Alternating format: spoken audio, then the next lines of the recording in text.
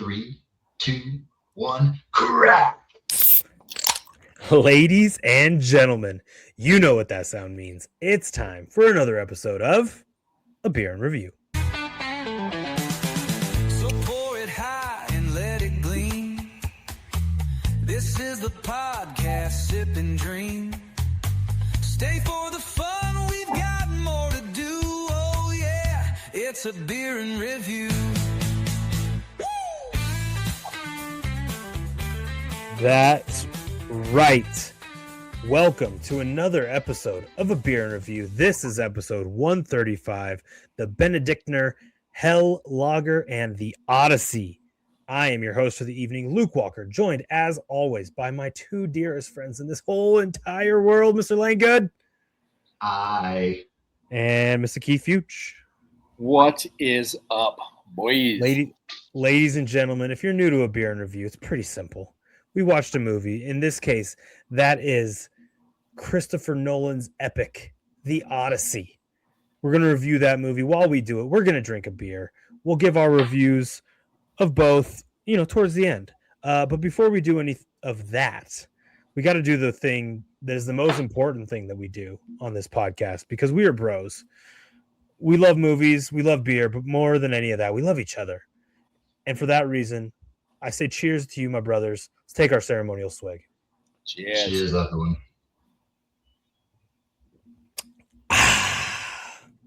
All right. If you're here, I hope you're pouring a beer. I hope you've seen the movie. If you haven't seen the movie, that's insane, but we appreciate you nonetheless.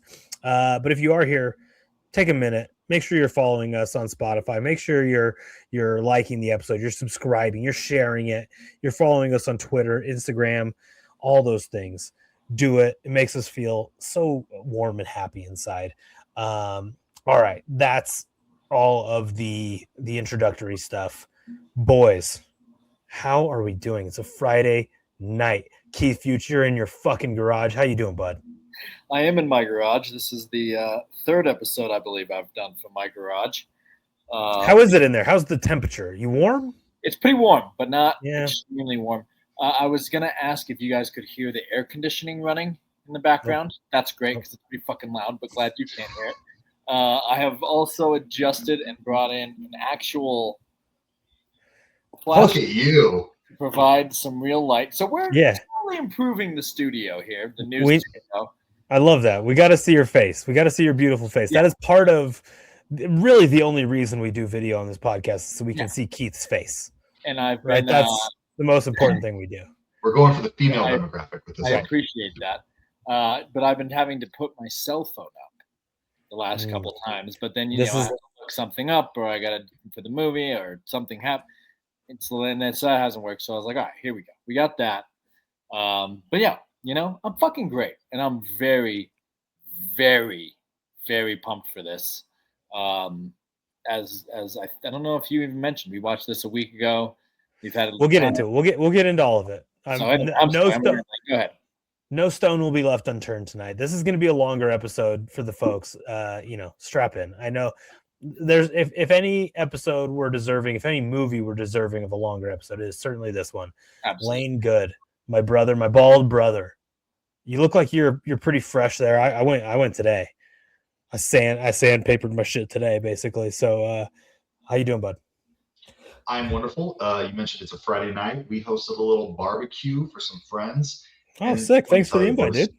I don't like you enough. Me on the Blackstone, it's just a work of art. Hosted a barbecue with friends, and your two fucking pals didn't get an invite. Cool. No, never heard of it. Yeah, cool. Yeah. Sick. Yeah. Love that. Well, next time I won't invite you either, and I'll have a wonderful burgers. And it was a great evening.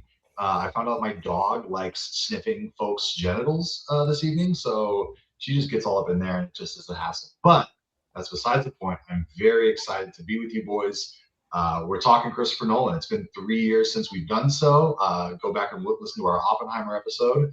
But I'm excited to be here and dive into Nolan. Yeah. It is going to be a heavy Nolan episode, obviously. It's a spectacle. Right? It's an event. When Nolan makes a movie, we go see that movie. We all saw this movie in theaters together in IMAX last week, almost exactly a week ago, right?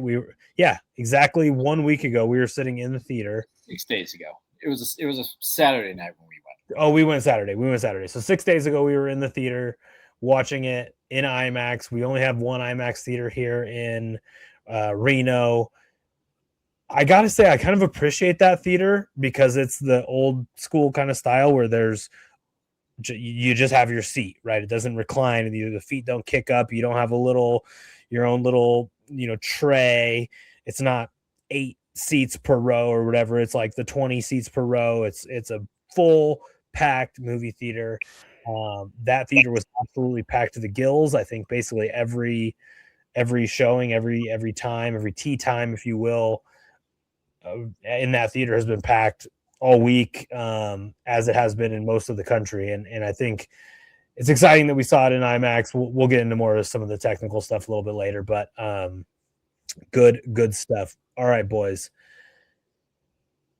Oh, we got to do one thing. We'll do a little what you've been watching. We'll do a quick one, and then we're going to get into this movie because we got a lot to talk about in this movie. Lane, what you been watching? I watched Zach and Miri Make a Porno. Okay. I believe it's a Kevin Smith flick, Seth Rogen, Elizabeth Banks. Fun movie. They don't make comedies quite like they used to. When I watched it when it came out, years ago, I thought it was fine. But now as I get older, I appreciate it more and more. And it is a very fun movie. My favorite character is Justin Long. For those of you who've seen it, how great he is in that brief scene. Fun time. Zach and Miri Make a Porno. Of an era where comedies were being made pretty regularly of kind of that ilk, and probably got lost in the greater shuffle.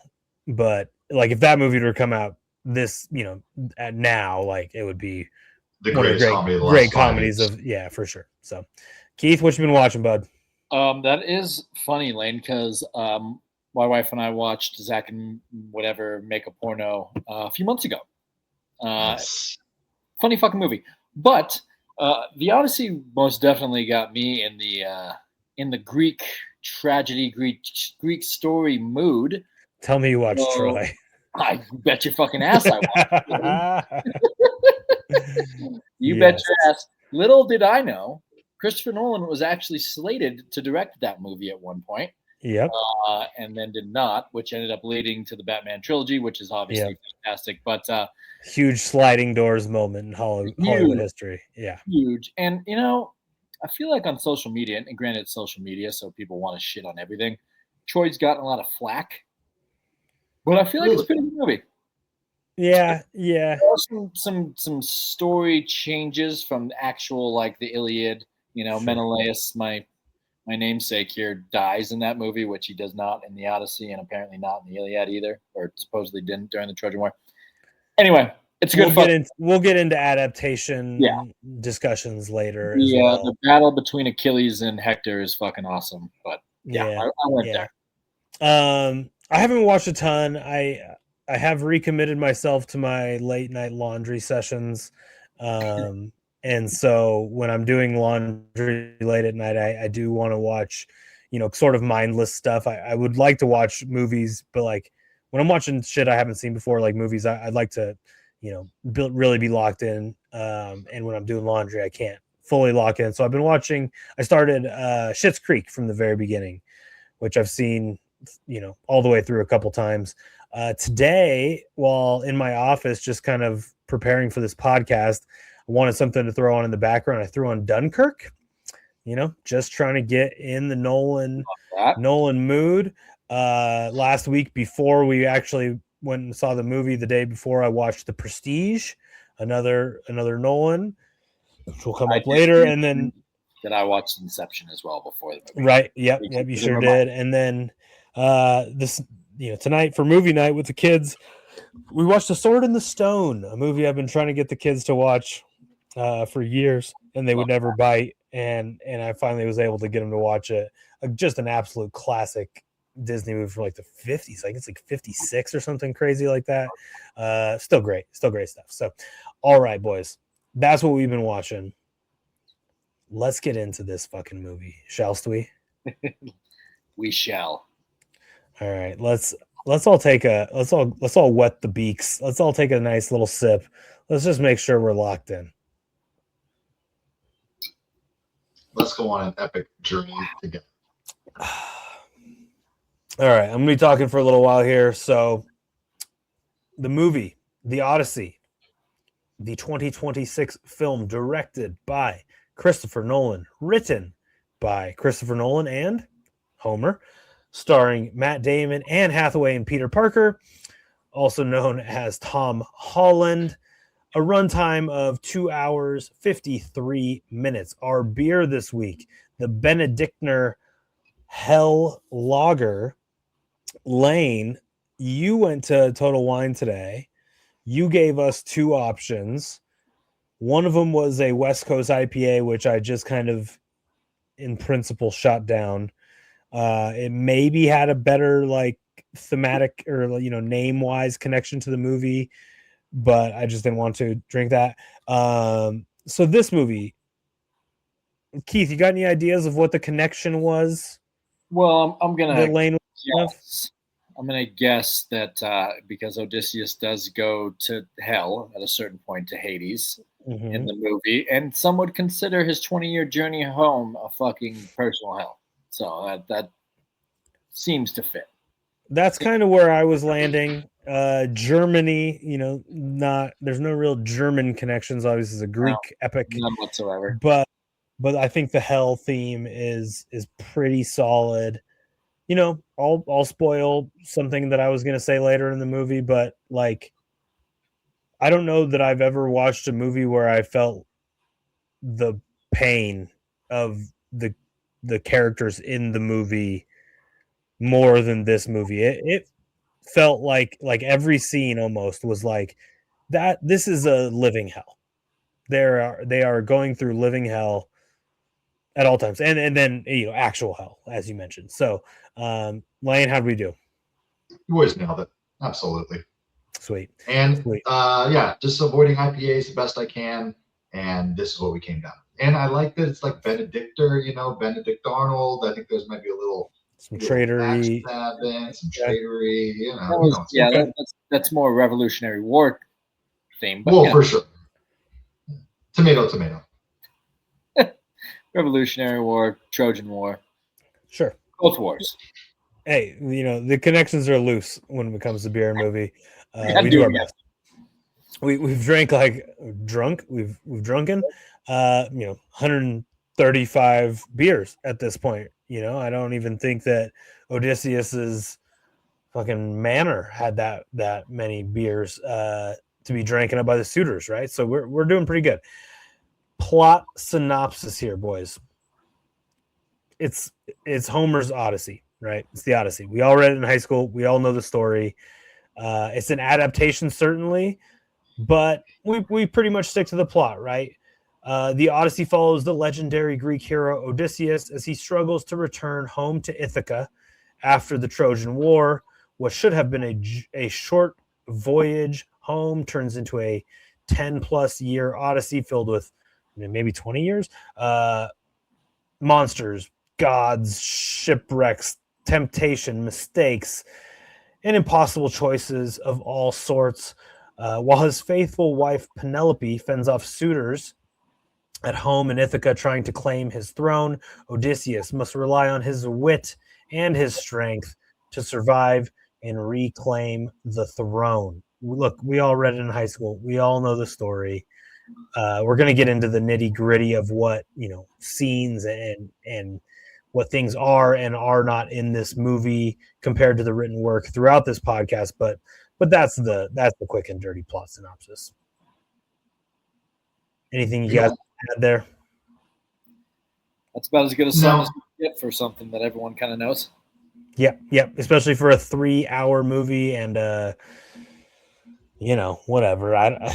We'll talk more about the actual poem itself, the book. I don't know how long it takes to read the book.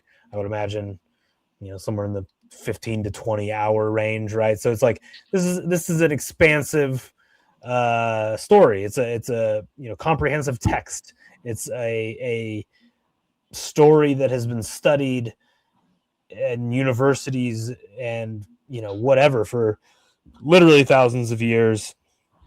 I think that's about as good as I could break it down in 10 to 15 seconds there. So let's get into it, boys. The first thing that happens in this movie is the first scene. So we must always keep first things first.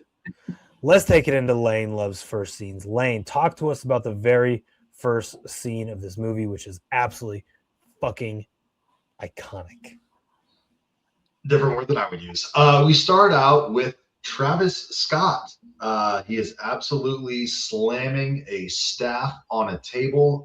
You mentioned that we saw it in IMAX. We'll probably mention it multiple times, but the sound in the theater is unbelievable as he slams his poem staff, on the table. Boom, boom. He's presenting this story to the suitors, the story of Odysseus, his accomplishments at the Battle of Troy.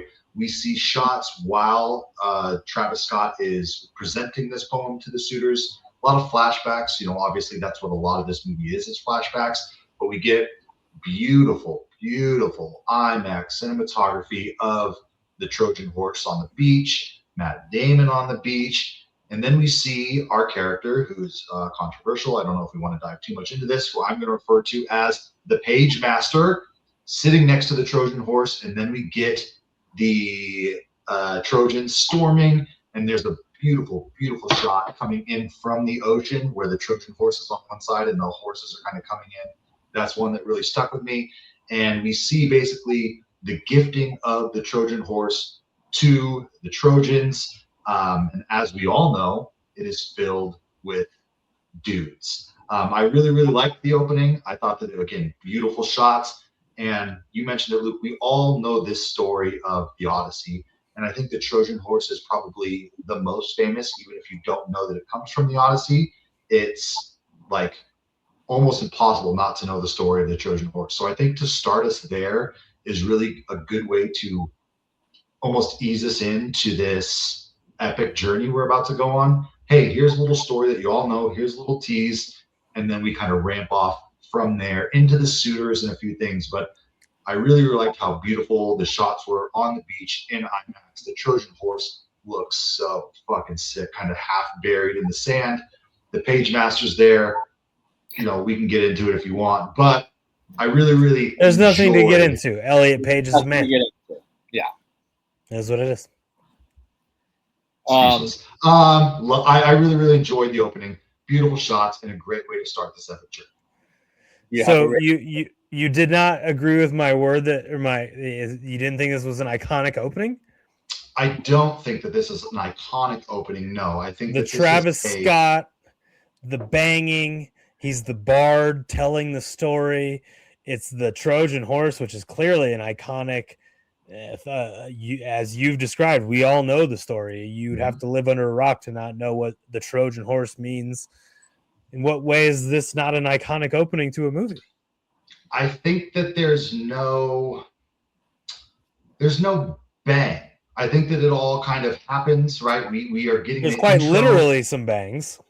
Lane likes to have like a fucking come at you action scene right off the bat. That's Lane's kind of. Is this not what happens?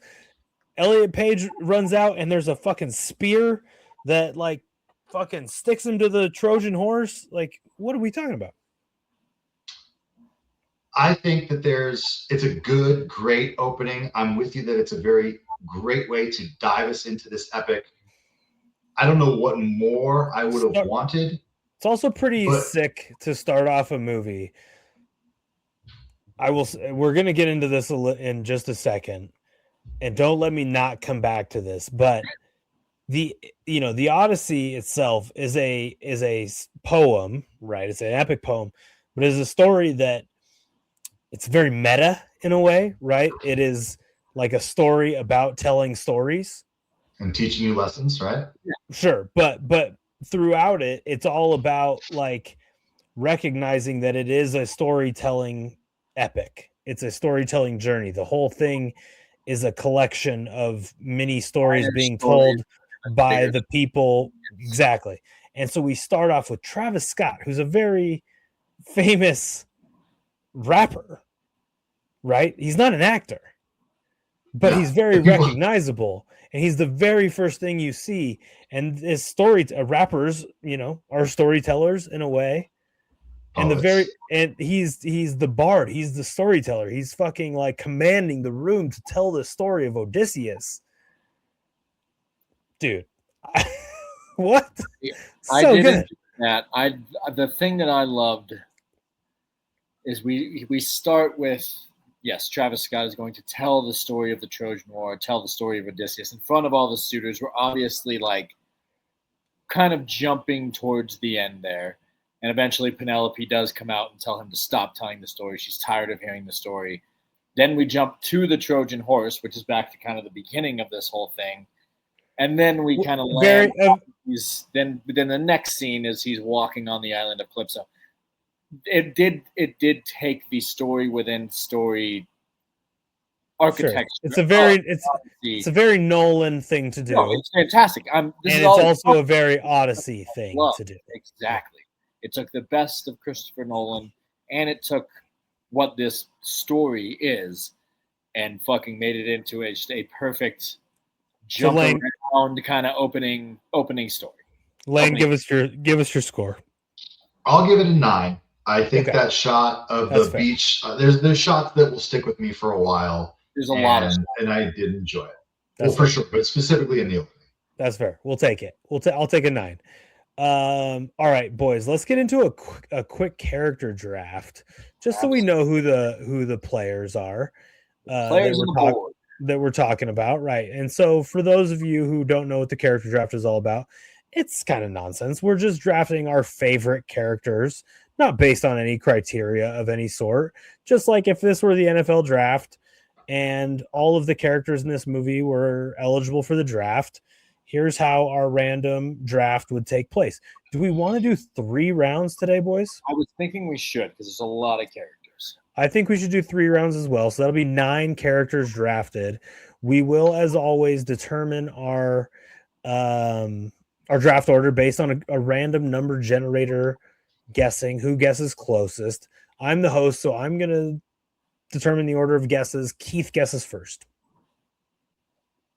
We're picking a number? 1 to 25, yes. 12. 10. That's when we watched the movie, 10 o'clock. 10. 20. Okay, it is motherfucker. It's 15. So Keith is gonna go first. I'll just let Lane go second. I'll go third. It's a snake draft. We got 9 picks. Let's rip it, boys. God. The obvious choice is Odysseus. Yes. I'm going to take one because I want to. That is not to change things up, but also because I think it was maybe the best performance. Antinous, played by Robert Pattinson. I thought that he's the perfect shithead. Well, Antinous is the main suitor who's leading the storm, who wants to kill Telemachus, he wants to get Penelope, and fucking Robert Pattinson really made me fucking hate him. It was a spectacular performance. I really just wanted to pick him because I wanted to shout out Robert Pattinson too. For a guy that I fucking first knew as, I mean, he was Cedric Diggory in Harry Potter, but I didn't really know who the fuck he was. Just knew Cedric Diggory. From the Twilight saga, I didn't want to like him. I didn't want to watch those movies. He has become a fucking awesome actor, and he was fucking awesome in this movie, and he made that character fucking stand out by how fucking awesome he was. Robert Pattinson absolutely rips. His character in this is good in that he is incredibly hateable. Yeah. Oh yeah. He wouldn't have been my first choice just because he's not the character that I love, but I can't argue with the fact that he is an incredible character. Yeah. I'm taking him first. Lane. Pick number 2. I will take the should have been number 1 pick, Odysseus. Matt Damon, you can love him or hate him. I personally lean towards love. Does anybody hate Matt Damon? I think it could be pretty easy to hate Matt. There's some people who don't like Matt Damon. Yeah. I think Matt Damon haters are in the vast minority. They're definitely in the minority, but they're out there. I think that the best parts of this movie were the parts with Matt Damon and just seeing the struggle that Odysseus goes through. We'll get into it. All the things that he encounters on his journey, his love for his wife and son. I think his terrible bow hunting, which we'll probably get into, or his bow shooting skills. But there's just so many things to love about this person who is just trying to get home. And I think that's a very relatable story to literally everyone in the whole world. And there's Odysseus, that character, is the reason I believe that this story remains relevant however many years later it's been, Well, no maybe shit. 50. The story's fucking And named for sure. But I think that Matt Damon being able to portray that and being relatable is what makes this movie so strong. So I am going with Odysseus' Matt Damon's character. He's also fucking ripped for Too. older gentleman, looking good out there is Matt Damon. Okay, so I'm gonna make this pick as the easy third pick, and that would be Anne Hathaway's Penelope. Yes. Just incredible. Obviously, Anne Hathaway just ripping everything. I mean, she is an ageless wonder, just a timeless beauty. So it's kind of perfect that she would be this queen who has for like 20 years stayed loyal to her husband. The loyalty is admirable. Kind of the games she's playing with the suitors. She's she's kind of a chess master that nobody even realizes is playing the game, right? And so that's just very impressive. She basically is the reason that the story can end the way that it can, right? Because a lesser person would have succumbed to the temptations and the the pressures and all of that. And when Odysseus came back, he wouldn't have had a kingdom anymore anyways, right? So Penelope, absolutely fantastic. We'll talk a little bit more about actual Anne Hathaway's performance later. But just a spoiler alert, she fucking crushes it. Just an absolute acting master class. For my pick number 4, this is a tough one. Could definitely go a couple different ways here. I'm gonna go John Leguizamo's. You were gonna do it.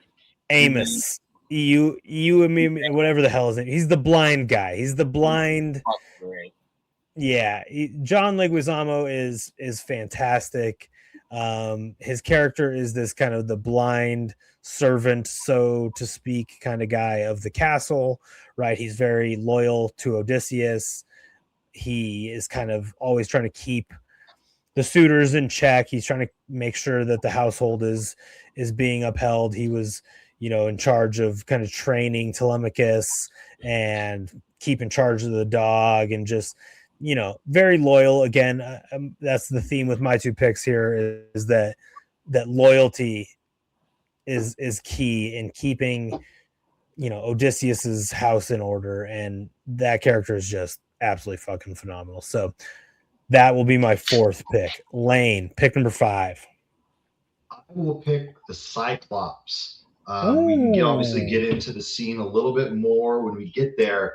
But I think that the fact that this is like not CGI, I think it looked really legit. I think good. They look great. And I think that they portrayed the Cyclops as this. Usually when you see a Cyclops, it's like, oh, hey, I'm a big dumb fuck. And that just really wasn't the case here. There was a little bit of that, but I think that it was way more like heart-wrenching, right? Like when he gets shot in the eye at the end, you feel for this character more so than I have previously. I thought that it was a great. I think it's one of the first encounters that they get into. It is one of the early ones, yeah. And it really sets off the whole anger of the gods because Odysseus, shoots him when he shouldn't have. But it's a very, it's a character who I, connected with because it's just a dude out there trying to collect his sheep and survive, and these fucking soldiers just happen to stumble in, and it leads to this, brutal interaction that it's just this big giant guy who's out living his life. I liked how they portrayed him. He was huge in the cave. It was brutal. It was just a very good first, interaction. We'll get into all of them, but I really, really liked the Cyclops, and he looked creepy. You imagine Cyclops. We've seen him in a ton of different iterations, but I really, really liked this one. It kind of made me feel for the character more so than like, oh my god, what a freak. All right. Future, you got 2 here. I got 2 in a row here in our snake draft. I'm gonna go with Eurylochus, played by Himesh Patel. He was Odysseus's basically second mate on the ship. He is basically the guy who disagrees with every single decision that Odysseus makes. And which is fair, right? Because as we'll get into, Odysseus is kind of fucking up a little bit. Exactly.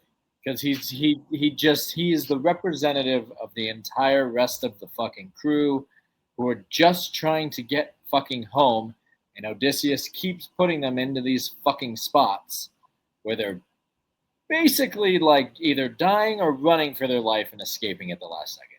Now, although they should have listened to Odysseus later on, and definitely this guy should have listened to Odysseus later on, but for like the first half, he's just like, dude, what? He's right. He's like, what are we fucking doing here, man? So I thought, not always right, but he's not always right. But he plays some checks and balances. Yeah, he plays the character very well to show that like Odysseus is not only could be making bad decisions, but he's losing the trust of his crew. Sure. And I thought it was important to have that character throughout every stage here to kind of represent that. Because if you would have had someone that is just going along with everything Odysseus says, it changes the entire fucking point of the story. That's fair. I like that pick a lot. He's a fantastic character, very important character. Great pick. So then you will start off with pick number 7, round 3.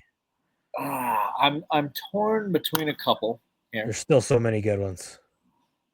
There's so many good ones. I'm going to make this pick as a representation of my wife because she is a gigantic fan of Zendaya. Okay. And I'm going to pick Athena, not because the actual goddess Athena played a huge part. She basically is just haunting Odysseus. Scowling. But the reason that she is haunting Odysseus, as we find out at the end, basically the big twist at the end, really brings that character to the fucking forefront. It makes it very important. I don't know if you want me to spoil it or not. Talk about what you will.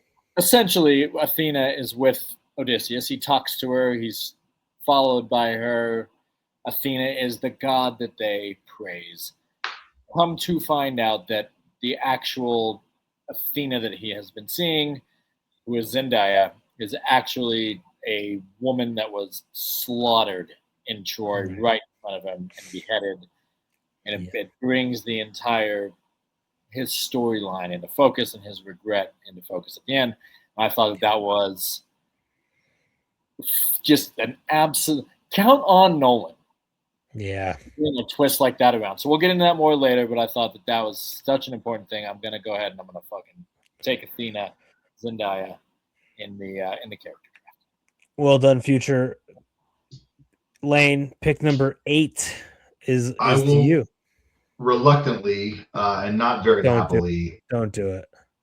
Take Tom Holland. Ugh. Yeah, he doesn't do much in the movie.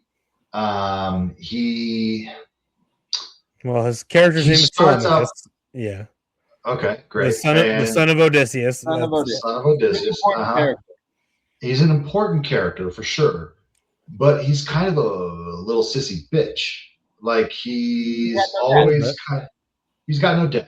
but he's just kind of always trying to be the dude. He's always saying how he's a man. He's willing to step up and lead the kingdom, but we don't really see like Odysseus has the characteristics of a king and a leader and a ruler, and we see that in his actions, right? Tom Holland really doesn't, and I really liked that. Would you be ready to rule a kingdom at 16? Yes, poorly, but I just like the struggle of the character. I don't think Tom Holland was the right actor. I don't think he did much in the movie, but I do think the struggle of a character who's trying to take the next step to become this person of importance and to become a leader and become a ruler and become a man, the man of the house is an interesting and relatable story. I don't think the character necessarily lived up to it, but I think that that's an interesting character and an interesting dynamic of like you mentioned, a son who doesn't have a father who thinks he's ready to fill those steps or those shoes. I'll have more thoughts on Tom Holland later, but okay. For the last pick of the character draft, I'll take Menelaus, played by John Barenthal. Just a fucking handsome son of a bitch, that John Barenthal, and a character that is just like very, very cool, very awesome, right? He's kind of the lord or whatever of like his area. I don't really know how the politics and I don't know how shit works. He's like the king of his shit, but he's a war hero as well, right? And we basically meet him because Telemachus is out looking for answers, trying to find his dad, and Menelaus is basically here to tell him the story of the Trojan horse, right? So he is our window into the Trojan horse, what actually happened inside of the horse, right? Which we'll talk about a little bit more in depth here. But just a badass character. I think some of the other characters that didn't get drafted. Character, although the fact he couldn't keep his woman in check is the reason the Trojan War started. So well. But I did think about taking him because John Barenthal as Menelaus was fucking great. Yeah. So some of the other characters that didn't get drafted but that are important. We mentioned Travis Scott as the Bard. We've mentioned Elliot Page as Sinan, which is a pretty important character. Got killed on the beaches in front of the Trojan horse, and then later comes as like a the dead, like a zombie kind of person who is talking to Odysseus about basically how he wronged them, right, and is responsible for their death. We also have Mia Goth. We had a nice little appearance from. Character wasn't necessarily the most important, but pretty cool. Yeah, sure, pretty cool to see Charlize Theron as Calypso, a big one. Yeah. Yes. Yep. Probably would have stayed on that beach myself personally. Lupita Nyong'o as Helen of Troy, and the last one I wanted to mention was somebody else. We'll just cut it there. Pretty long character draft, but important because we got to know who we're talking about. There's a lot of characters, there's a lot of people, there's a lot of things going on. All right, guys, let's start diving deep, shall we? Dive. All right. So this is obviously an adaptation of one of the most, if not the most important pieces of literature in Western civilization. Right? Agreed. Did we all read the book in high school, Lane? You didn't probably do it. I was supposed to read it. The class read it at some point, for sure. Yeah. Yes, we absolutely read it in high school and watched a version of it. I don't exactly know if it was a movie, a show, but we watched it. So the thing about the Odyssey and the Iliad both, right, is that it is like a 3,000-year-old story, a Greek epic poem, right? And so I think that, and we're not going to fucking litigate this here on the podcast today because we don't know anything. We're a bunch of fucking idiots who just are doing this podcast as non-scholars or anything, but like from what I can tell, the consensus is that Homer wasn't maybe necessarily a single guy, or was a single guy later on in the story or later on in the time frame, but like basically this was a written or a spoken word poem that a bunch of people told, right?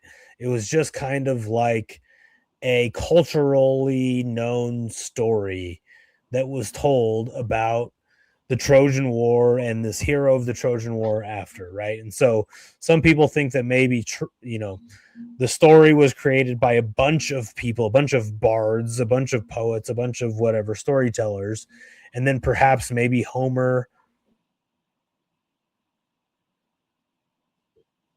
cut out and lost his Homer internet. was a guy who came along later and kind of that he had been hearing and wrote it down, right? So it's like we don't really know. Homer may be a metaphor, like a metaphorical figure, a figurehead, so to speak, of this story, right? Like it's not like Homer is William Shakespeare or Homer is Christopher Nolan, right? It's not like one person came up with this fucking story. So I think that's important to know. It's definitely yes, we can. The other part that's important to know is that when it was eventually fucking written down, it was written in ancient Greek. And there's like 6 people on the fucking planet who can read that. Maybe more than 6, but not a lot, right? It's a very small percentage of humans that are living today, or even who have lived over the last 100 years, 200 years, who can read and understand ancient Greek, right? And so I think it's important to understand that this language is very, very different than English, and that the words and the things that were written in this ancient Greek don't cleanly translate to English, right? And so I listened to a podcast today. Derek Thompson had Emily Wilson, I think is her name, who's like the most famous translator of the Odyssey, on his podcast, and she talked about like kind of the process of like what it means to translate this poem, right? Because there's like a bunch of words that are used in the ancient Greek that don't have a clean translation. So then she uses a word that is like, this is the best word that summarizes the essence and the thought of what was being spoken, right? So I'm saying all of this because I think it's important to note that we don't fucking know. This is a 3,000-year-old story. There's so many versions, there's so many translations, and what we care about is that Christopher fucking Nolan made it into a movie, right? So I think the bigger discussion I want to have is what it means to adapt a story and how we felt about, how we feel about potentially differences in the book or the ancient poem versus what we saw on the screen today. Lane, I know you didn't read the book. What are your thoughts on everything I'm talking about right now? Even though I didn't read the book, these stories. Even as we were watching it, we'll get into the where she turns the people into pigs. It's like, oh yeah, and the sirens, and oh yeah, all this stuff is just kind of culturally relevant and has been for a long time. So if you're involved in the culture, you're going to pick up these stories, right? I think the thing about this movie and about this adaptation is that you mentioned it's the greatest, I don't want to say the greatest living director, but maybe the greatest director of the last 10 years. And to have that person make their iteration of this classic story is beautiful. You've mentioned that this is considered an epic, right? And so they make this director who makes epic movies and epic stories the head of it. I think that leads to an epic movie, and to see all the things and all these stories that we've known, the Cyclops, the Sirens, the witch, turning the people into pigs, the Trojan horse, to see it all in IMAX in the crystal clear 4K or whatever the fuck it is. I mean, it's taking this story and making it for modern audiences and putting it on the big screen and just nudging society. Really is like, hey, my dumb fuck, didn't read this story. People after me are dumber than I am, didn't read this story. Hey, here it is, There's easily nobody dumber than you, digestible. buddy. Don't. Here's this epic, and I'm going to show you this story that's been around for 3,000 years, and I'm going to make it relevant to you. So the adaptation aspect of it, I think, was well done. I know that other people have obviously made the movie The Odyssey, but when you put the number one director of the last 10 years, you give him the first movie shot completely in IMAX, you get a ton of A-list celebrities and just kind of shove them into the movie, people are going to see it, and it's going to make this movie relevant. And the lessons that this movie and this story teaches are still relevant today. So to have this kind of wave, like I'm in a movie, spoiler, I'm in a movie Slack channel for work, right?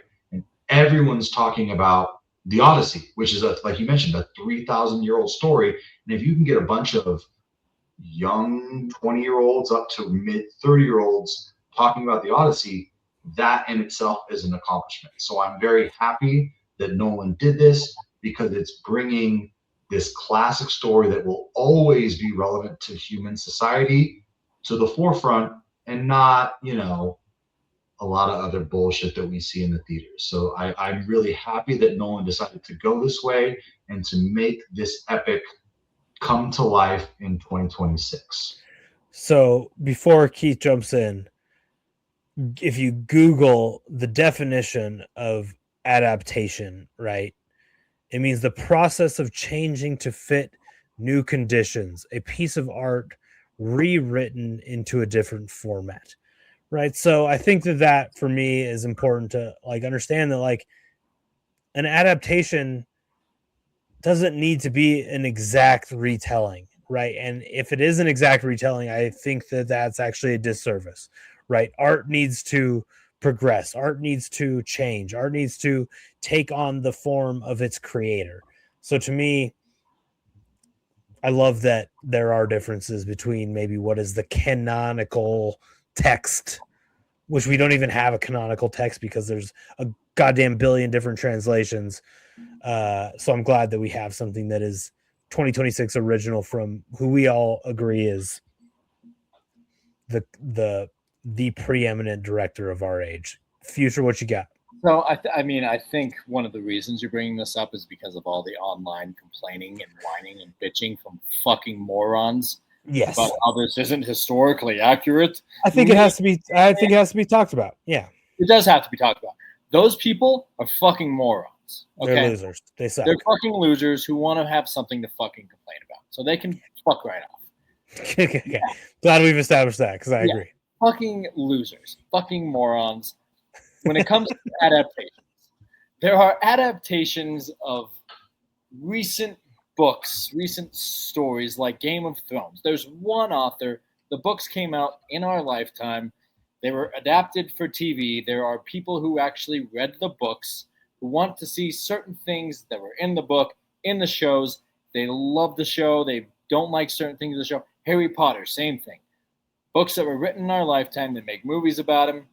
I fucking finally read them a few years ago. It's like, oh, maybe they should have done a couple things from the book. There's understandable reasons why book readers, we talk about this with House of the Dragon as well. There's reasons why the people who read these books are not happy with, or even not happy, just have complaints about movies, TV shows that get adapted from them. That's understandable. This story, as we have said, is 3,000 years old with we're in the year of 2026, by the way.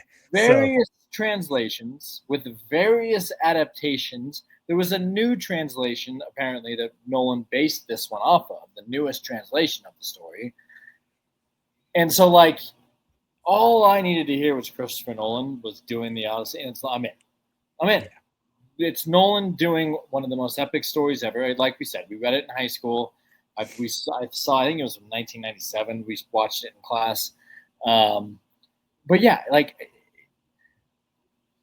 adaptations are adaptations, and everyone's going to take their own turn on it. This specific one, to complain that this movie is not going to be historically accurate with the original fucking Greek fucking. It was all fucking fake in the. It's a mythical goddamn all story. made up stories to begin with, right. And you weren't alive 3,000 fucking years ago. That's one thing that I think is important to say is like it's not historically accurate. It's like, well, there were never Cyclopses to begin with. Have you heard of the game of fucking telephone?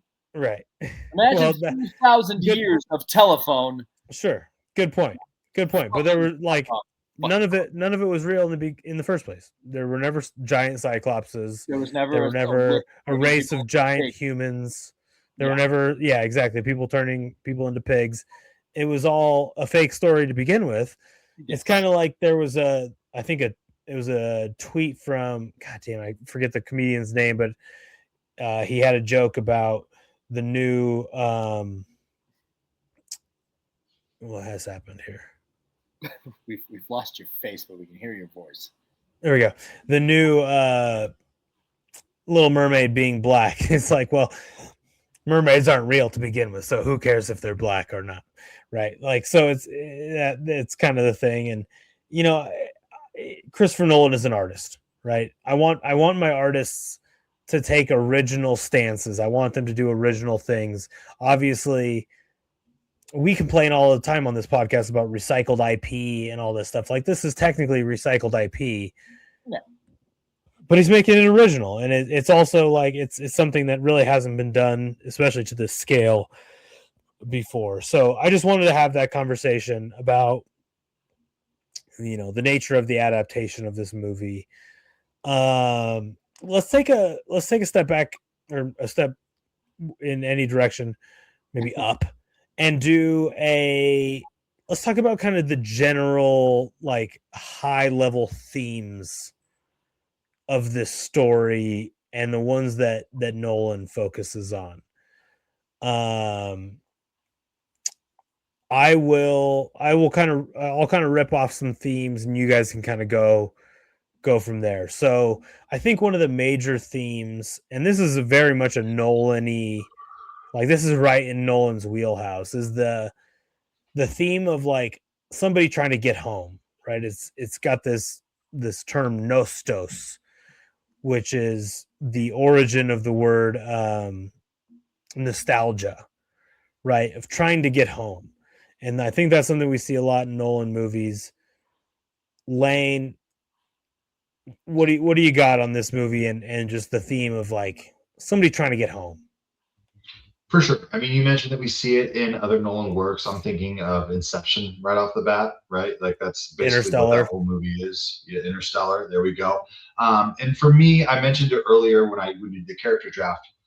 For me, the parts of the movie that worked were Odysseus trying to get home, because that's something that everybody can relate to, right? We all everyone loves their family. You guys are two family men. I'm a married man, no kids. But if we were stranded far away, everyone, can agree, and that everyone wants to be back in this good old comfortable room that we call home, right?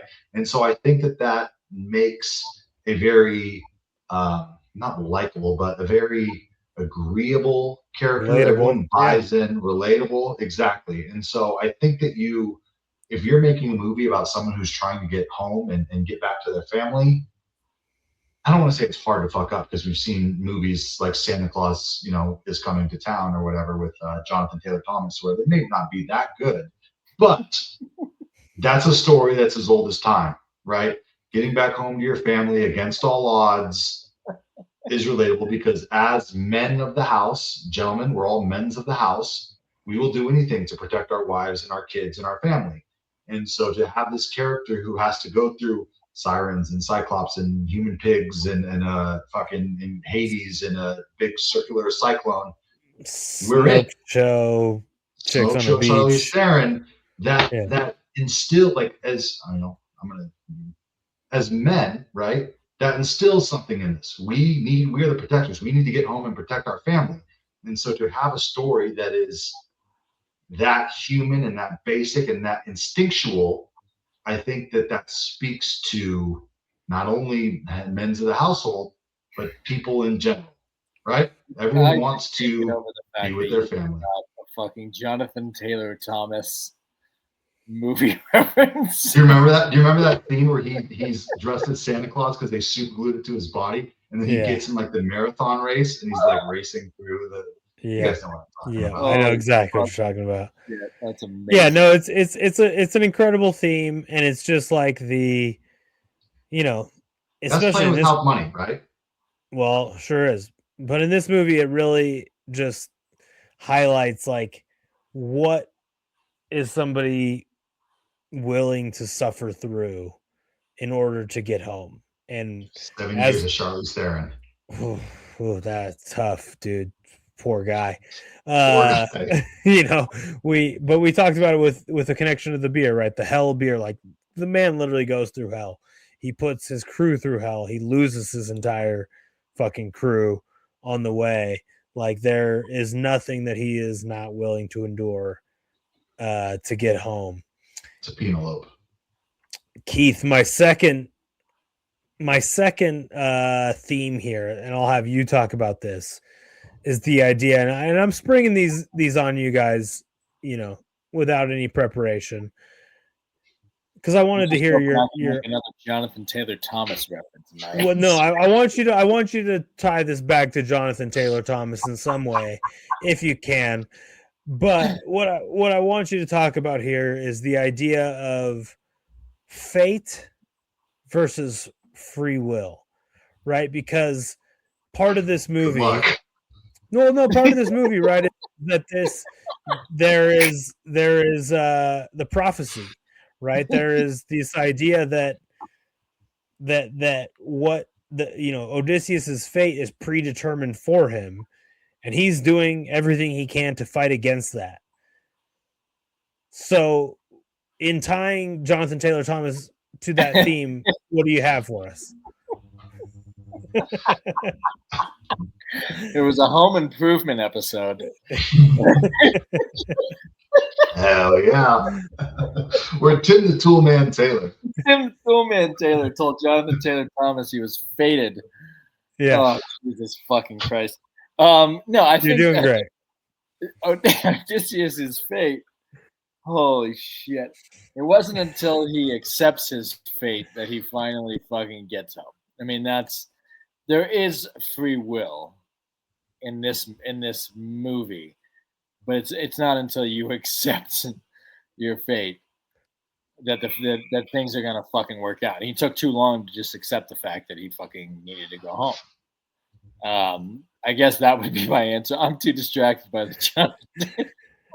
Yeah, we threw you off a little bit there on the Jonathan Taylor Thomas stuff. I threw it off. I'm the one who fucking brought it up. Yeah, it's your fault. But in this particular story, no. Odysseus is fighting. He doesn't follow Agamemnon home. He fucking shoots fucking. That's a big mistake that my boy makes. Big mistake. He shoots the Cyclops in the eye a second time. Just for the fuck of it, even though he knows at that point that it's Poseidon's son. It's not until they go to Hades and he realizes, like, the weight of his fucking mistakes. And he finally just says, all right, I'm going to listen to what they fucking told me to do. And his crew did not. And then they met their fucking fate because they didn't fucking listen. They sure did. I mean, in our world, I mean, I don't know. Do I believe in fate? Maybe a little bit. Maybe a little bit. I think we're all we're supposed to be in certain ways. Some take a longer way to get there than others, as Odysseus. But you get there. Yeah. Maybe you, Mr. Lane. Thank you. Yeah, I mean, it is. I mean, that's a theme of fucking faith, trust in God's plan, and those who don't get just trust in Zeus's plan in this movie. Athena, it's a theme throughout history. But it is well. I very mean, well. particularly in this movie, it's like Odysseus kind of knows what the prophecies are, right, and he's trying to fight against it, and in his determination to fight against the prophecies, he's really creating all of these most problems that he runs into. The next theme that I wanted to talk about was, and this was one that I kind of picked up from some podcasts. I listened like 6 to 8 hours worth of podcasting on this goddamn movie today. But a big one was the idea of hospitality. And to me, this was the one that kind of like resonated the most. I think this is the central theme of the movie. I think it's a very probably the central theme. At the time that these stories were being told by these poets and bards, was a time where, in civilization and in the Greek civilization, like they were starting to travel, right? They were starting to branch out. They had boats. They had the ability to like go places that wasn't just fucking Greece. Right. And so there's this idea of hospitality, and like it's almost the poets and the bards trying to teach a lesson to the people of like, hey, if you're gonna go travel, you need to be a gracious guest, or else you're gonna fucking die. Right? Because that is kind of the theme of this movie, and every interaction that Odysseus and his men have on each different island, or with each different whatever fucking force they come up with, right, is like, the Cyclops, the very first place they come to, they just go into the Cyclops' cave and they just start fucking, oh, hey, here's some sheep, let's eat. Like, and I think some of his men say it at the time, like, hey, like, we should check with the owner, kind of a deal, right? Like, before we just start eating his sheep. And everywhere they go, they're kind of like being, at the start, they're not being very gracious guests, and they're punished for that, right? And on the other side is the suitors, who are not being gracious guests, and they're being punished for, And so I think it's this idea of like what it means to be hospitable, both from the person who is hosting and the person who is being hosted. It's kind of a warning, or a lesson. Well, of it's what can happen if you're not gracious host or hosted. It's the central theme of the movie. Zeus's law, right? Zeus's law. Welcome other people, treat others like you're supposed to. There's a beggar who comes in at the beginning, and Telemachus lets him in. And in the book, I will say, because I read 40 or so pages of the book before the movie. I was really trying to read the book, but in the book, that beggar is Athena, I believe. So yeah, exactly. Anyways, a guest could be a god in disguise, essentially. Right.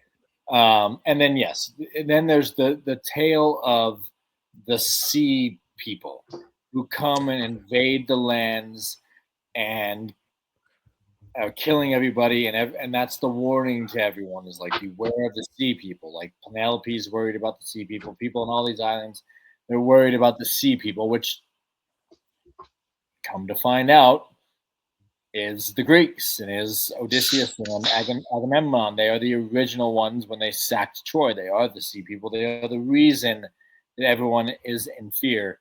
And I think it is a great relation to our world today. Nobody wants to fucking be the gracious host. People are horrific at going at other places. They think they should be pampered and given whatever the fuck they want.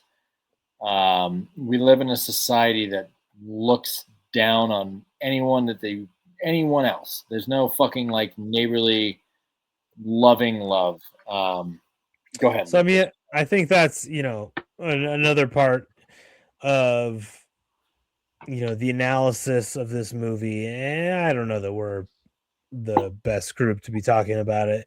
Definitely. We're just three dudes, but like that is definitely one kind of common thing that people are saying is like Christopher Nolan's commentary on the world with this movie is that like all around the world people are just afraid of people coming into their country from other places, right? Immigrants from anywhere, no matter where you are, immigrants coming into your country are dangerous and bad people. And it's a commentary on kind of the state of the world right now. And even, in Odysseus times, ancient Greek, like they were afraid of this and everyone was afraid of the sea people, right? It's this boogeyman kind of thing. So we don't need to get too much into that. That's political kind of fucking mumbo jumbo. All right. I had a few more, but this is kind of dragging on. So let's move on to the next thing that I think is the most important topic, which is Odysseus himself. Right? Clearly, this is a story about mainly this man. And I think that the story is kind of a litigation of the question of whether is Odysseus a hero? Is he a bad guy? I mean, maybe he's not a bad guy, but is he a bad person? How complex of a character is this? And then, there's a lot of discussions for people who are more kind of tuned into the actual text of like Odysseus in the canonical text versus Odysseus of Nolan. Lane, what did you think of Odysseus? I mean, I think we've kind of mentioned it previously that this is a guy who has an ultimate goal, and I think that he makes some severe mistakes along the way, which is the most human trait of all time, right? So I think that that's very relatable. Every single person makes mistakes regardless of where you come from, when you were born, the color of your skin, gender, any of that stuff. People make mistakes, right? And I think that this movie does a good job of portraying this character who, I mean, if you've read a book or you are at least halfway intelligent, have heard the name or know what the story is, right?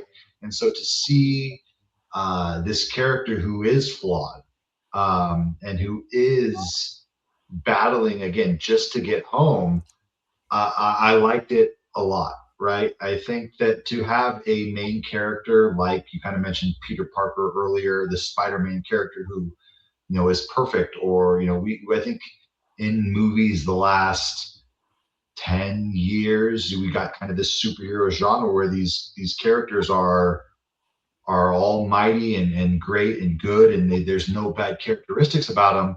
That's not humanity, right? So to see a character who has these good traits and who I would consider a good person, but doesn't always necessarily make the right calls along the way, for me, that makes that character more relatable, right? I'm not a character, I'm not a person who's going to be like, oh, you made a mistake. Fuck you, you're canceled, you're done forever. No, like that's not humanity, right? Right. Like Odysseus, obviously, as we mentioned, with shooting Cyclops in the eye, pissing off the gods, he does a lot of things incorrect, but he is someone who is doing what he thinks is best in the moment. We're all characters of the moment, right? What do you do with the here and now? And I really like that we have a character who makes mistakes and who eventually overcomes them. I'm really excited to get to the end of this flick because we do see the overcoming of all these mistakes to get to the ultimate goal. So I think that this is a great, I don't want to say that this is like a teaching moment because again, this is a 3,000-year-old story where there are lessons in there, right? And if you are a person who's halfway intelligent, these are incredibly important stories. And I don't think you should get them necessarily from this version of the story. But I do love a complicated character who's a little bit more, I don't want to say gray because I think a lot of movies these days are all gray and not so black and white. But this is a character who's trying his best, and as a human, like we all are, makes mistakes, eventually overcomes them. Exactly, which which I like to see, and we see him get to obviously his goal to go home. He's a flawed human being, but imagine being the king of a fucking country and then devising the scheme that wins a fucking 10-year war. You're gonna think you're pretty. You're gonna have an ego at that point. He's a hero. I mean, there's no doubt about it. He's a war hero.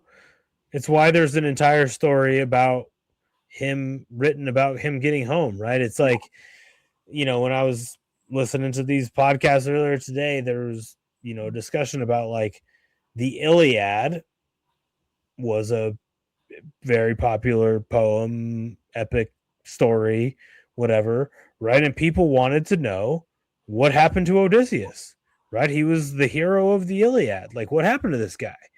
And it sparks a whole nother story, you know, that is the Odyssey. And so he's an important character. He's clearly a hero, but he's clearly flawed. And I think that's what makes, you know, an interesting character. The Emily Wilson podcast that I was listening to earlier, she spent a whole bunch of time talking about like these words from the ancient Greek text about he was a man of many twists and turns kind of thing. And like, you know, all these words that were used in ancient Greek that like don't have like a clean translation to English. And so the word that she used was complicated. And I think that's fucking a great, you know, that's great. He's a complicated character. You know, he is a hero. We're cheering for him, but he keeps fucking up. He keeps doing dumb shit. He keeps making bad fucking decisions, especially in this movie, the Nolan movie. It's not a very good decision to shoot the Cyclops in the eye after you had all your men had already escaped the cave. You guys could have just ran out. You fucking poked the bear, right? Is it a very good decision to have everybody put the wax in their ears as you're going past the sirens, but you get to hear it? Right? Like he's making a ton of really shitty decisions throughout the whole thing, which makes it, yes, more relatable. And you're cheering for him, but then you're also kind of disappointed. You know, I'm not mad, just disappointed, kind of a situation in Odysseus. It just makes for a really complex and interesting character, in my opinion. Though, am I the only one in this group who thought the depiction of Odysseus was like it made him, because the story is that he's the egotistical guy who always makes mistakes, right?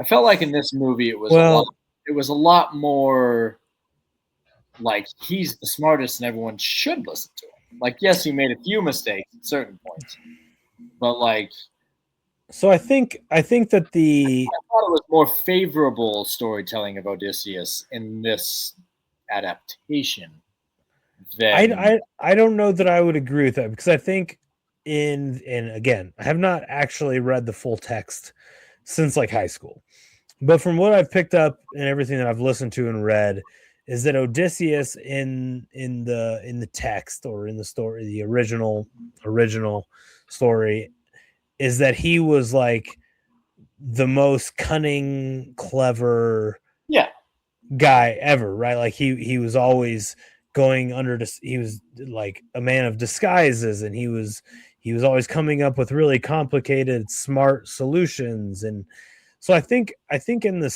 the like text, people would regard him as a more intelligent, clever, well-rounded character than maybe Nolan portrayed him. And I'm not sure, but again, this goes back to the discussion of like what an adaptation means. I don't know that it was possible.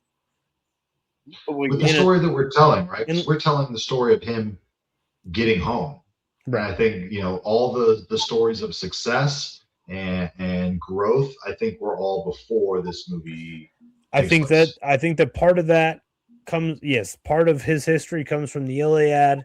I think part of it comes from just like, dude, how long could this movie have been? Right? Like you have to understand, like this movie could have been 6 hours long. This could have been a trilogy. This could have been a 3-part 2.5 hours. This could be in a 7.5 hour. Like we have to at some point like understand there are time limitations on the story that is being told, and Christopher Nolan has to make creative decisions on what he's going to include and not. And so like I think that's part of a lot of people's, the losers and the haters, their criticism about this movie was like, well, in the book they said this. It's like, okay, well, we can't fucking do it all. We got to make choices here, right? And I think what we're here to do on this podcast is analyze the decisions that Christopher Nolan made in this fucking movie. And I think that he made a character that was pretty complex, pretty relatable, pretty likable. I don't think there was ever a point where we weren't cheering for Odysseus, right? Yeah. I mean he made a lot of yeah. Even when he's doing dumb shit, you're like, well, I kind of get where he's coming from. Get my man home, right? And even in like one of the scenes that's the most like, like a clear mutiny type of a scene where they go onto Cersei's island or whatever. Yeah. And they mutiny and they tell him, hey, you're going to stay here. We're going to go check it out. And then they all get turned into fucking pigs. And then he saves them. It's like, all right, well, maybe Odysseus is onto something. Maybe this guy knows. Maybe, So I don't know. I think we could talk forever about the character Odysseus. I think Christopher Nolan did him a pretty darn good justice, given the constraints of like what it means to make a major motion picture. Yeah. The next thing I want to get into is the actual mythical things that happen within the movie. But before we do that, I got to take a piss. Okay. And I think we got quite a while left in this podcast. Fuck. So let's do a piss break here. Sure, go piss. I'll talk to Keith for 10 minutes. All right. How long do you piss? 10 minutes? 10 minutes? That's a hell of a piss. All right, while he's pissing, Keith,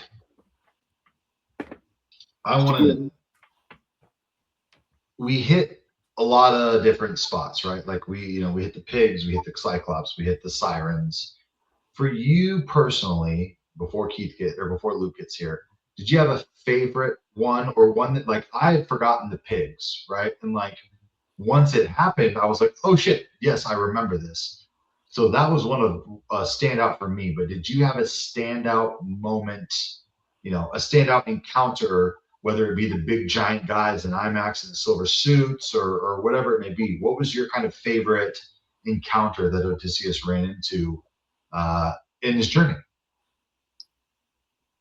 My favorite, and I think it was because I had forgotten this was part of it. I knew of the Cyclops, I knew the Cersei tournament of pigs. It was when they were heading towards, and this kind of speaks to the Odysseus conversation again.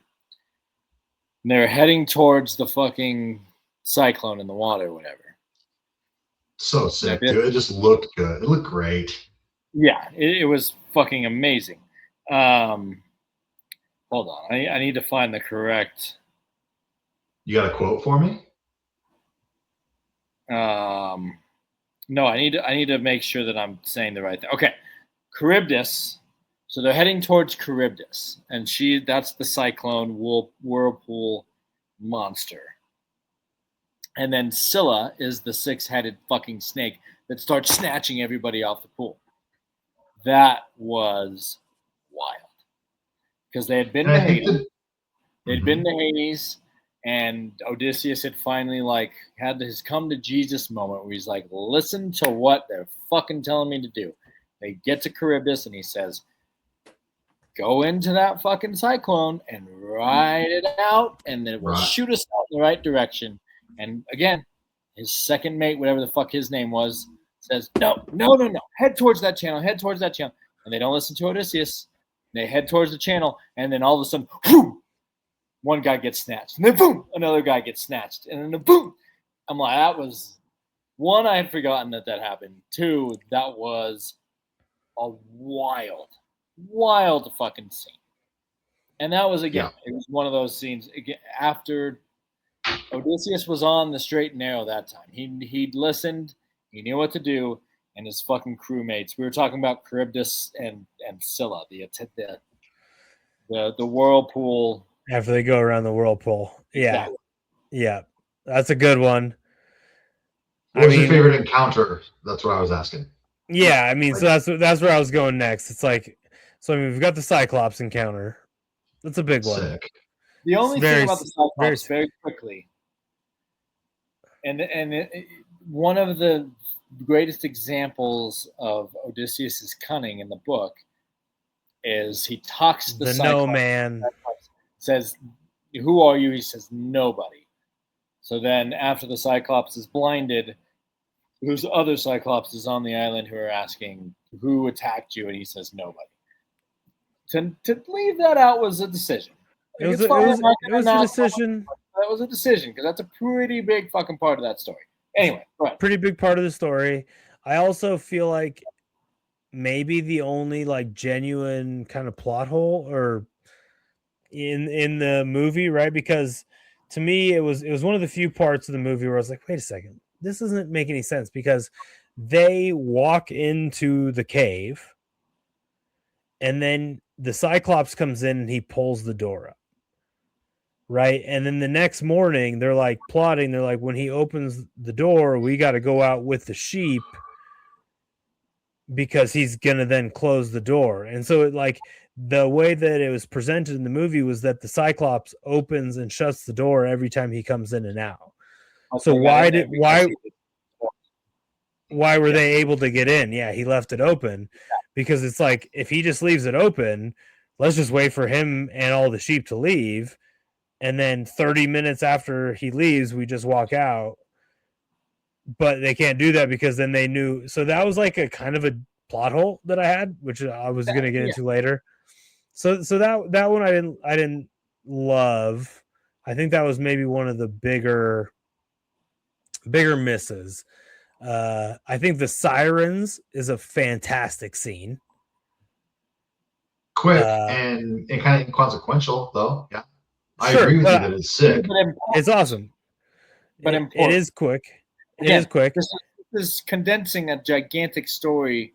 For sure. You can't tell this story without the sirens. And they did a great job of covering that, showing the impact of that in such a short time frame. I think they really did the sirens. The Cersei scene. They should have. The Cersei scene, the guys being turned into pigs was that was mine. That was my choice. Yeah. I think that was probably the one. I think that's the closest that Christopher Nolan's ever done to a horror scene. Right? That is something that you would see in a horror movie. It was genuinely uncomfortable, disgusting, and unsettling to watch them eating the whatever shit they were eating. Right, they just turned into these ravage animals eating this disgusting looking meat. But it was subtle, right? Because these people are so hungry. Right, but it builds, right? They're like eating, and then all of a sudden they're just like their slop is just And you can imagine being a hungry soldier and where's the line, right? Like you're so hungry that you're turning into an animal. Yep. And then she's literally shaping your face into a pushing it in like clay, and that was the one for me that stuck out the most, mainly because that was the I had this look on my face the whole time. I was just and she like pushes it and morphs it, and I think that again, the Christopher Nolan did a really good job of making the transition because it's ridiculous. You know, you guys mentioned this is all kind of fantasy, so to turn humans into pigs is kind of wild. But to get so close and so intimate with it, I think led to as you mentioned, I don't want to say a dissatisfactory feeling, but like a horror, it like a body horror feeling. It invoked a feeling in us that I didn't get from reading the book. Oh, now they're pigs, right? Yeah. It's like, no, we see her crafting. It was like watching The Substance to me. Sexy. It's kind of the same. Same Luke, so what was your favorite encounter? I think the encounter when they go to the land of the giant people. I don't remember what they were called exactly or whatever. The ones who were on all the promotional material with the big giant. Yeah, it's pretty fucking sweet. Pretty sick scene. Like they come up on this like giant stands up and he's they come up on this like person who's like a normal like an adult person and they're like, oh, this is a kid. What do the adults look like? And then all of a sudden these fucking giant soldiers are just beating the shit out of them and they're they run back and they're ripping down they're destroying their boats and like that just was like I think the scene that really lets you know like dude these guys are fucked every single step they take like they are just in trouble, man. Like these guys just fought a 10-year long war and brought down an entire civilization. And at every step they are meeting their match, right? They're meeting the maker. And that was intense, man. At what point would you just stop going to fucking land? Well, that was the thing I saw in a tweet Boys gotta eat. in the last couple days. It's like, do these guys not know how to fish? Thank you. That's what I was gonna say. Like, yeah, you're that desperate, and every single island you go to, something goes horrificoly wrong. Let's fucking catch some fish. It was like many, many years, right? And at some point, you think you probably gotta get on land and get some like fresh water and those sorts of things, but you can't get into the mundane, those sorts of things. But yeah, it was all a lot. It was all very intense. All right, boys, there's so much to talk about. Do we have any other of the mythical types of encounters? Do we want? I just want to talk about kind of gods really quick, because the whole point of, or not the whole point, obviously, but Odysseus pisses off the god because the Cyclops is, what do you say, Poseidon's son, right? Poseidon gets pissed and throws the ocean at him. We talk about Zeus's law. Zeus is obviously King Greek. We have Athena there scowling at him, or whatever, a version of Athena there scowling at him the whole time. I just kind of want to get your guys' thoughts on how they portrayed the gods, because Athena is the only one who has a bodily form, which Keith kind of mentioned is not really her bodily form. But what did you think about the gods kind of having a presence on this movie? Because in Greek, society, mythology, whatever it may be, the gods are obviously a huge part of that, and there's a god for the sun and the wind and all this shit, right? And so it's really interesting to see these gods have action in the story, but not necessarily be portrayed. Did you guys like that? Would you have liked the gods to be personified like Athena? What do you think about just the gods coming at Odysseus and his encounters with them? So I will say that is one fairly like glaring omission, I think, from the movie, right? Is the gods' presence and influence on what is happening, right? Like you're mentioning, we do see Athena, right? Zendaya's character kind of shows up here and there. It's not that consequential in the end at all. Does she talk? Right? I think she does. Maybe. Doesn't she? Maybe I don't really. Yeah, exactly. But it's like we don't see Zeus or Poseidon or like they don't even really talk about him that much, other than the references to Zeus's law. And I think that's a choice that it's a more grounded story because it's like I think it makes it more grounded, right? But it's like at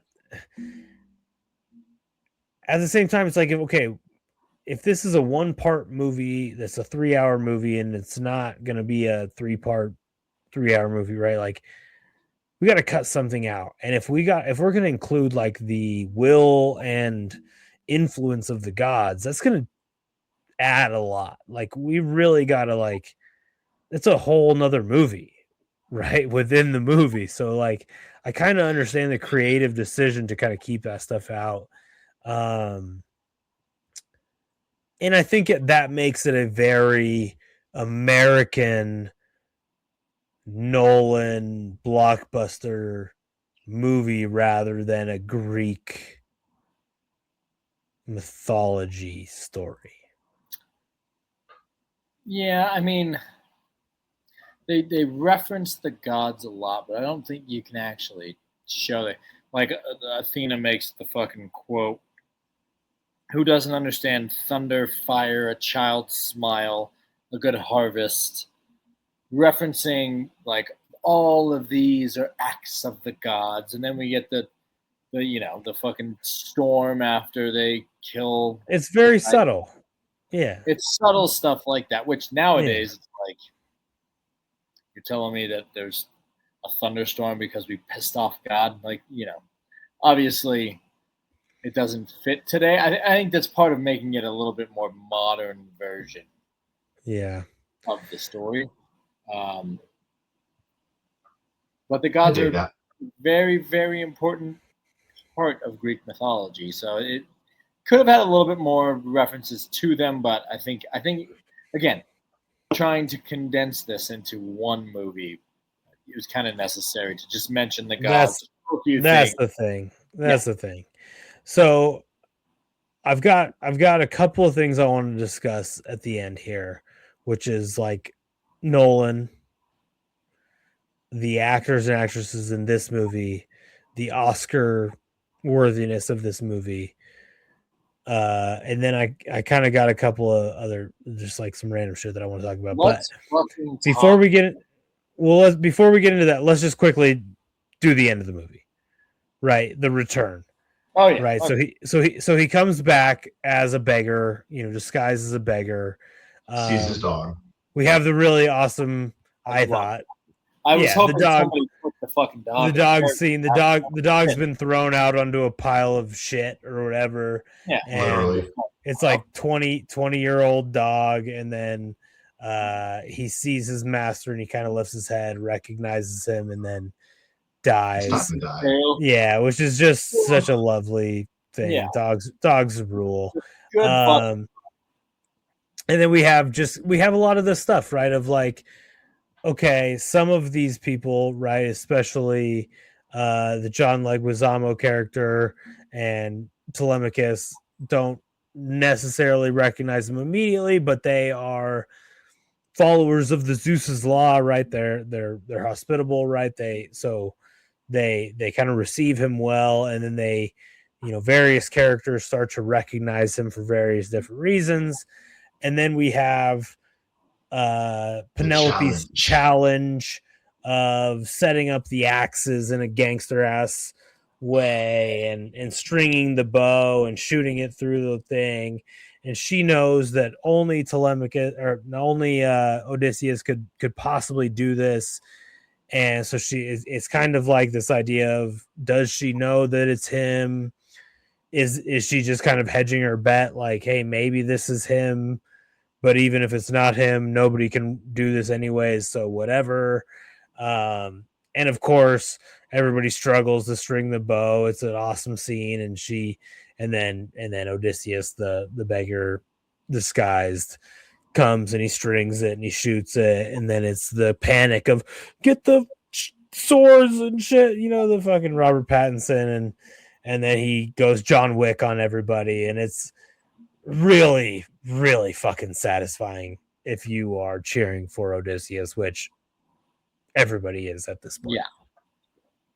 I want to kind of jump off of two things, kind of what you mentioned, and they're both based on Robert Pattinson, right? One is that they set this challenge where they A, have to string the bow, and B, shoot it through a really tiny target to, through these axes to hit the target, right? And A, no one can even string the bow, right? And Robert Pattinson has my favorite part where he's like, hey, we get it, right? No one can replace Odysseus, and that's not our goal. And I really enjoyed that part where, I didn't particularly like Robert Pattinson in this movie. Sorry, Keith. I don't think he was evil and he was unlikable, but I don't think he did much. But I really like that where he's like, hey, this is not what we're trying to do. We're not trying to replace this character or replicate the actions of this hero, this Odysseus hero. We're just trying to be a piece of shit and kind of take over the land. And then when Odysseus does string the bow and does shoot it through, and Robert Pattinson kind of just becomes this, for lack of a better word, and I've had a few beers, giant bitch, and doesn't really do much and just kind of falters to, hey, shoot this guy. Hey, everyone else everyone else. Yeah. So get the swords, get the spears, yeah. Spears. Everyone else, somebody else, kill him, please. Someone else do something, which I think is a character attribute, but not one that I obviously necessarily like. So I think that they threw a lot at us here, where we know that these people are trying to be Odysseus and trying to become the king and become the leader, but Penelope's saying, hey, you're never going to become it. And then to see this beggar kind of come in and obviously do it and do the shot, it was all very cool, but we all knew what was going to happen. We knew he was going to string the bow. We knew he was going to shoot it through. I don't know. I was excited and I enjoyed the last scene as I was watching it, but when I look back, I'm feeling less excited about it and less rewatchable. Am I wrong here? Well, yes. I think you're kind of asking for both. No, I think you're asking for too much, because we know the whole story. Exactly. Well, of course we know what's going to happen from the beginning. Yeah, we always knew the whole story from the beginning. Yeah. Maybe if you had done your assigned reading in high school, it wouldn't have hit you. It wouldn't have blindsided you so much. I just feel like it. For me, the thing is that this story, nothing about the story is a twist or a turn, which is a very un-Nolan like characteristic. That's where the Athena twist comes in. That's his Nolan twist. Anyway, that's the Nolan twist. But like, go back to the part that Odysseus lays fucking waste to everybody. That's not a turn. That we knew was happening. In the actual Odyssey, the waste laid by Odysseus upon his return is actually much darker and much more extensive. Because in the text, right, in the original, I mean, he fucking kills all the maids who are sleeping with the suitors. He fucking kills everybody. Like, where are you going?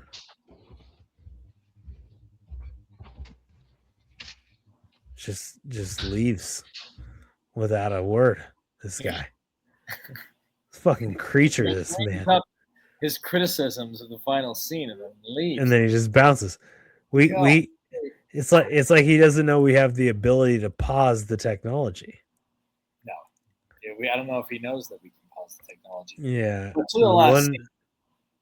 No, we'll wait. I want to wait for him to get back, because he's an idiot. And I want to school him. This fucking guy. Unbelievable. Why didn't he go pee when I went pee? This is the guy who got up like 3 times during the movie to go pee. That was insane. Behavior. What are you doing, man? I would have pissed my pants before I walked out of this movie theater. What are you fucking doing? Yeah. 100%. That's why I didn't. I got a glass of wine. I was like, I'm not drinking a whole fucking thing of beer, because I am not missing a second of this movie. Yeah, I got a thing of beer, but I didn't get the 32 ouncer. Right. The big gulp beer. All right, back to it. All right, you dumb. You're gonna have to anyways. Edit there. Yeah, you're gonna have to edit out at 1:38. Anyways, you just derailed the whole thing. We were just talking about a bunch of shit about you while you were gone. All right. Well, that's basically the end of the movie. I think we all understand that. When Odysseus gets back, he lays waste. He goes full John Wick. I did appreciate. Were you satisfied? I think I was. I was very satisfied. I was incredibly satisfied. I think I think that Christopher Nolan, in his more mature phase, and we'll get into this because we're about to have a whole Nolan discussion, really has learned how to fucking land the plane on his movies. Yeah. I think he nailed the ending here. So I think that's a good segue into the greater Nolan discussion. Christopher Nolan, this is his 13th feature film. You've probably seen the tweets. There was one tweet that I saw that had like a grid, and it had a bunch of like themes in movies and each of his movies and which one checks which box. Did you guys see that? I did not see that. It was going around, but I mean they're very like clear Nolan themes, and right, like some of the ones on the thing were like strong white male protagonist and a man trying to get home and storytelling that is not linear, and all these different things, right? And it's like this thing had like, I don't know, 10 or 12 little categories, and the Odyssey might check all 12, right? It might be like the first one that checks all of them. And it's like you will hear a lot of people say that like Christopher Nolan has made the Odyssey a bunch of times. This is just the first time that he made the Odyssey as the Odyssey, right? Inception is the Odyssey. Interstellar is the Odyssey. Dunkirk is the Odyssey. Whatever. But like, I don't think there's any question that this is a fucking Nolan movie and a Nolan story. And I think maybe the story that marries with Nolan's style the most, and just this may be the most Nolan movie we've ever got. Without question.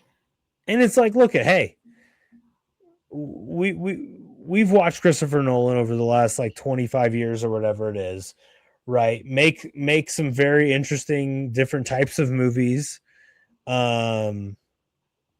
We'll talk about this in a little bit. We're going to rank his movies. We watched him make some kind of like smaller scale, kind of offbeat type movies, I guess, right? Up until the fact, the point that he made the fucking Batman trilogy, right? He made a superhero trilogy. And I think that gave him the cachet within the industry and the commercial success to like be able to take chances. And now we've seen a man over like the last 6 or 7 movies really come into the storytelling style that he really likes. And I think that this is the peak of his storytelling and what he wants to do. I don't think there's anybody else who could make this movie. No. This was a storytelling perspective, like you said. He's told this story before. Interstellar, Inception, The Man Getting Home. But from the visual IMAX perspective as well, not using CGI. The scale, the amount of... At a gigantic fucking scale. That's what separates Nolan. We all saw Oppenheimer together in the theater. Yeah. In IMAX. It was the same type of thing. And I'll get into my thoughts on the experience. We'll get there. But I just don't know that there's another living director. I mean, I guess maybe nobody do this. I mean, like maybe Spielberg. Spielberg, movies, but not at this fucking scale. The scale is crazy. The amount of people, like the amount of actors and actresses and extras and whatever. The amount of places that he shot. I mean, I think it was 7 countries on 4 different continents. Yeah. This being filmed on the water. It's being filmed with an IMAX camera, which is a gigantic movie. It's a different fucking experience. I'm just not sure that anyone in the history of filmmaking could have made this movie the way that Christopher Nolan made this movie. Absolutely fucking no. No, Lane, you seem like you maybe you want to are push back. about to say something so fucking moronic. I can see it in your fucking face. Go ahead, say it. Say it. I disagree. I think this movie is very makeable in a lot of different areas. And I think that this movie could have been made. Obviously, the movie itself is makeable. It's a story that's been told for 3,000 years. We're talking about the scale, no one's made it. Style of fucking. No one's even remotely come close to what this movie was. God forbid I finish my sentence. Anyways. Yes, I agree with you, gentlemen, that in 2026, the fact that this actor or this director used the IMAX camera is the first movie that's made entirely in IMAX. He does not use CGI. All of that speaks to our soul because it is rare these days, right? This guy is doing techniques that are older, right? He's not filming on a green screen. He's telling this epic tale. He's using practical effects. These are all old school techniques. I think this movie could have been made a while ago by different directors and would have been just as equally effective. But I do agree with you, gentlemen, that in 2026, the fact that this movie is made entirely in IMAX with these A-list celebrities, with practical effects, I think this is a special movie. But I think that this movie could have been made just as equally epic in the 90s. That obviously not, because it was made in the 90s. I think that's a crazy thing to say. You're a fucking moron. What are you talking about? I don't think Christopher Nolan is the only person. I don't think Christopher Nolan is the only person who could make this epic. I think that there are lots without of CGI. That's crazy. Not listening to what we're saying. Yeah, it's crazy. You are not listening to what we're fucking talking about right now. Hit me with it. It's not about telling this story. This story has been told for literally thousands of years. We're talking about the scale and the feel and the sound. And doing it without CGI. Doing it real. Who could have made that fucking about? Who could have made you were sitting next to us in the movie. Cyclops. I know that you saw what we saw, you felt what we felt, you said it after you left the movie, and now you're sitting here trying to act. I don't believe that anybody else could have made that Cyclops without special effects. The way that Christopher Nolan made that Cyclops. I think this movie is an epic. This is an epic movie. Right? I mean, I think the only person who could have even come close that we've seen is Steven Spielberg. I think that Kubrick. I think years ago we've seen. That's the thing. We've seen a lot of brilliant filmmakers, and I'm not this movie with no CGI. No, I'm not trying to take away from any of the brilliant filmmakers we've seen. I don't think we have seen evidence from anybody else that they could have made this movie the way that Christopher Nolan made this movie. That's my opinion. I will 1,000% agree with. That's what we're fucking saying. I think that Christopher Nolan has a style that is accepted by both Hollywood. Yes. You guys are all right. I think that this style that Christopher Nolan does, he's so successful commercially, everyone will go see his movies, right? And so these studios give him the leeway to do whatever the fuck he wants to do. If you want to make this movie with all practical effects, here's the money. If you want to go travel all over the world to make this movie, here, yes, we agree, right? But I think that there are plenty of filmmakers who are capable of making this epic as well. That's all I'm saying. I don't think that Christopher Nolan is the one and only God who can tackle this story and do it as well as he did. I just think he has the acceptance from at any Christopher Nolan movie, the people are going to go see, right? He made a 3-hour drama about the builder of the atomic bomb, and everyone went to go see it. Oh, you're right? losing Because me. it's You're Christopher losing Nolan. me. You're losing me. That's fine. That's fine. But that's the fucking point, Lane. That's the whole point. Nobody else is doing this. One who can do the shit and who has done this shit. No one is making movies even remotely similar to these movies. You are right trying. Agreed. Agreed. I think that if other directors had the leash that Christopher Nolan had, I think that Scorsese and Tarantino, Steven Spielberg doesn't have the leash. And PTA, these guys have the longest leash you could ever imagine. What are you fucking talking about? No. Look at the last PTA movies. They're not pulling in the same kind of money that Nolan is. Because they're not as good. Right, because they can't do the same shit, brother. What are you talking about? These guys could demand the same type of budget if they really wanted to. I don't think anybody believes, and I don't think they even believe that they can do the shit that Nolan's doing right now.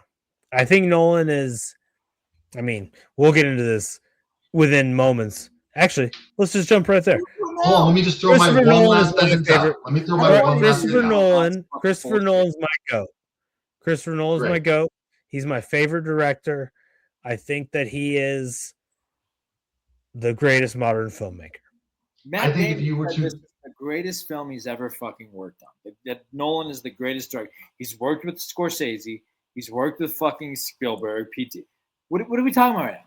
Go ahead. Sorry. I think if you were to give my last one thing, and you can argue with it if you want, I think if you were to give the Odyssey to 5 different directors, I don't necessarily think that this version is the absolute best it could be.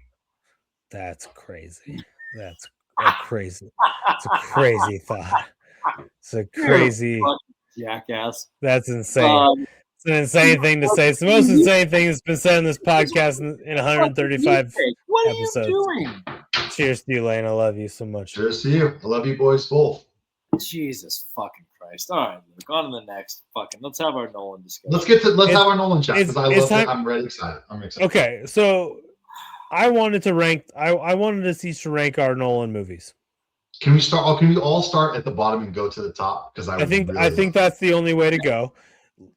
Do we want to do so? Here's how I envisioned it. Because, and I listened to a podcast just today, and they were ranking the Nolan movies based on the best movie. I don't like that. I think it's our favorite personal. Your favorite. Yeah. Right. Favorite. Right. It's a subjective.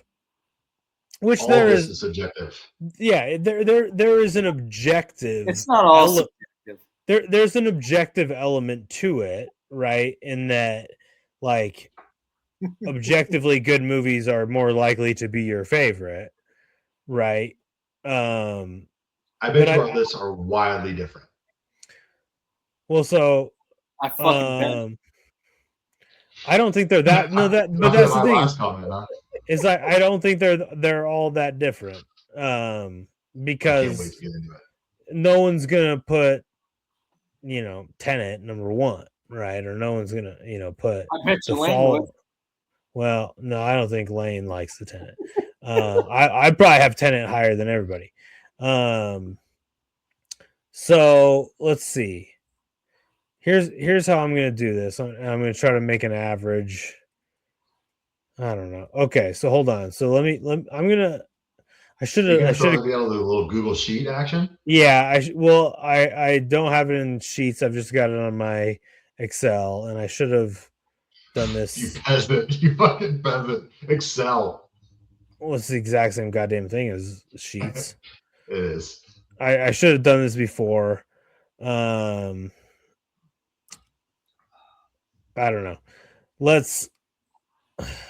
I don't know how to do this efficiently. Lane, press pause. Cut this. 156. Yeah. Let's hold on. Let me build a little, and then because I can do like an average. Yeah. I like that. That I'm gonna comes out write a to little the note right here. Cut comes out to the 156. favorite. So hold on. So 1 hour 56 minutes. All right. all right, hold on. So let me get Fuck you, Keith. Tenet, Dunkirk. Dude, you have got to be fucking kidding me, man. I'm so curious what we're gonna rank these movies, or what we're gonna Interstellar. what we're gonna rank the Nolan movies, and I cannot wait to get your guys' review on this. And I love that we don't talk about it and that we refuse to talk about it after the movie. We all, whenever we get out, we're like, we kind of like spill our guts, you know, like, oh, initial reaction. And now I'm so excited to see where we are a week later, because a week is a long time. Yeah, I've been thinking about this movie a lot. Me too. I have it on the box, so I have dabbled in it a little bit here and there. And it's so funny because it's filmed on like a shitty like handheld, and Oh, it's like the guy who watched it on a fucking small TV with a fucking handheld. I watched on a fucking. About the Hold movie. on. Ready? I'm gonna before we get into Nolan. Can I jump into something really quick and just celebrate the movie? Let me celebrate. Okay, go ahead. Let me celebrate. Boys. No more talking about it while we pause. No more. I don't want to do it. If we're going to talk more about it, let me do it on the podcast. Can I press play? I'm going to do it on the podcast right now. I'm going to press play. Look at play. Ready at 157. Boys, I love, before we get into Nolan, I love watching this in IMAX. And I think we should hit that right now. It was cool. It was cool as shit. It was unbelievable, right? Because I've been to a lot of movies recently. Luke, we have the Cinemark app, so most of the movies we go to are Cinemark. Just regular movie stream, is far away, right? But you don't really realize that because the screen is so big. Boys, we had the perfect seats for this IMAX viewing. Dead fucking center. Could not ask for a better seat. Our entire the sound was just blasting our heads in. There was multiple times where I was watching the movie and I literally went like, oh, it's too bright. I need to put my arms up to block the brightness. That is fucking awesome. It was dope. Right? I loved it. When when Poseidon is attacking the ship, lightning and storms, you want to feel that shit, right? And while I was watching the movie, I felt that shit. Literally felt that shit. My hands went up because it was so bright. My watch, I have an Apple Watch that I wear all the time. It went off and said, "Hey, this movie is so loud that you are hurting your ears sitting here and watching it." And I love that. I'm so glad that I did. Keith, you mentioned, and I know we mentioned in the Oppenheimer podcast, you feel the sound of IMAX. One thing that Odysseus did, which we didn't really hit on in the story, they do mention it. Before he fires his bow, he like plucks it, he goes boom, and then he fires. That fucking boom, you feel it in your chest while watching the movie. Yeah. That takes it to another level, right? Yeah. So, we had the discussion of Nolan and is anyone else capable of this? Those are the parts that are going to stick with me. Is Matt Damon's fucking bow flick when there's no arrow? I literally felt that, and I will feel it, and not until I die, but for a while, I will feel that empty blow plug, right? And when he comes to the end, and he's getting ready to do the stringing of the bow and shooting it through the thing, you feel that bow pluck. And so in IMAX, I just want to say, while we're here, before we get into the rest of the pod, the IMAX experience is an absolute 10 out of 10 for the right movie. This is the right movie. And Dune Part 3 will be the right movie. So I'm very excited. All right. Shut the fuck up. IMAX. Talking about fucking Dune 3. All right.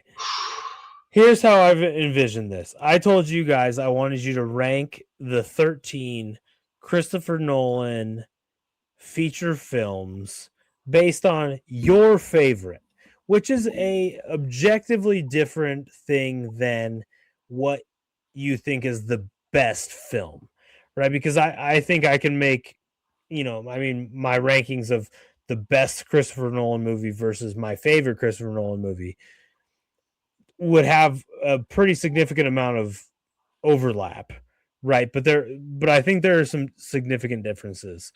And so I think we've all prepared our favorites. That's correct? Yes. Yes, 1 through 13. Okay. Absolutely. So went 1 through we 10. are, Well, the bottom 3 are obviously going to be. well, I want you to participate in all of them. If you need to fill in the bottom 3 here, I will fill it in should the be bottom. pretty easy to do. Right. But we're nearly 30 years into Christopher Nolan making feature films. The first one being Following, which was a 1998 flick. We then had Memento in 2000, followed by Insomnia in 2002, Batman Begins in 2005. I'm not going to do the years anymore because we got to go a little more rapid fire. Prestige, Dark Knight Rises, Inception. Dark Knight, Inception, Dark Knight Rises, Interstellar, Dunkirk, Tenet, Oppenheimer, Odyssey. Right. So we've got 13 films. The way that I am going to conduct this is that we're going to go in reverse chronological order, and then you guys will each give our ranking. I will plug those rankings in. I will make an average of those rankings. And we'll go from there. So we'll start with Following. I had Following number 13, Lane. I had Following at 12. Keith? Have you both seen it? Have you watched it? I have seen Following, yes. I have not. It's Okay, good. so it's a fine we'll rank it. first movie. We'll rank it 13 for you, Keith. Yeah, it's gonna be. It was my 13. It's like 69 minutes. It's barely a full feature film. It's fucking awesome. It's really good. But it's barely like a full movie, which is the only reason that I had it at 13. I think that it's it's the guy's first movie. Like it's fuck if he remade it today, it'd probably be so fucking awesome.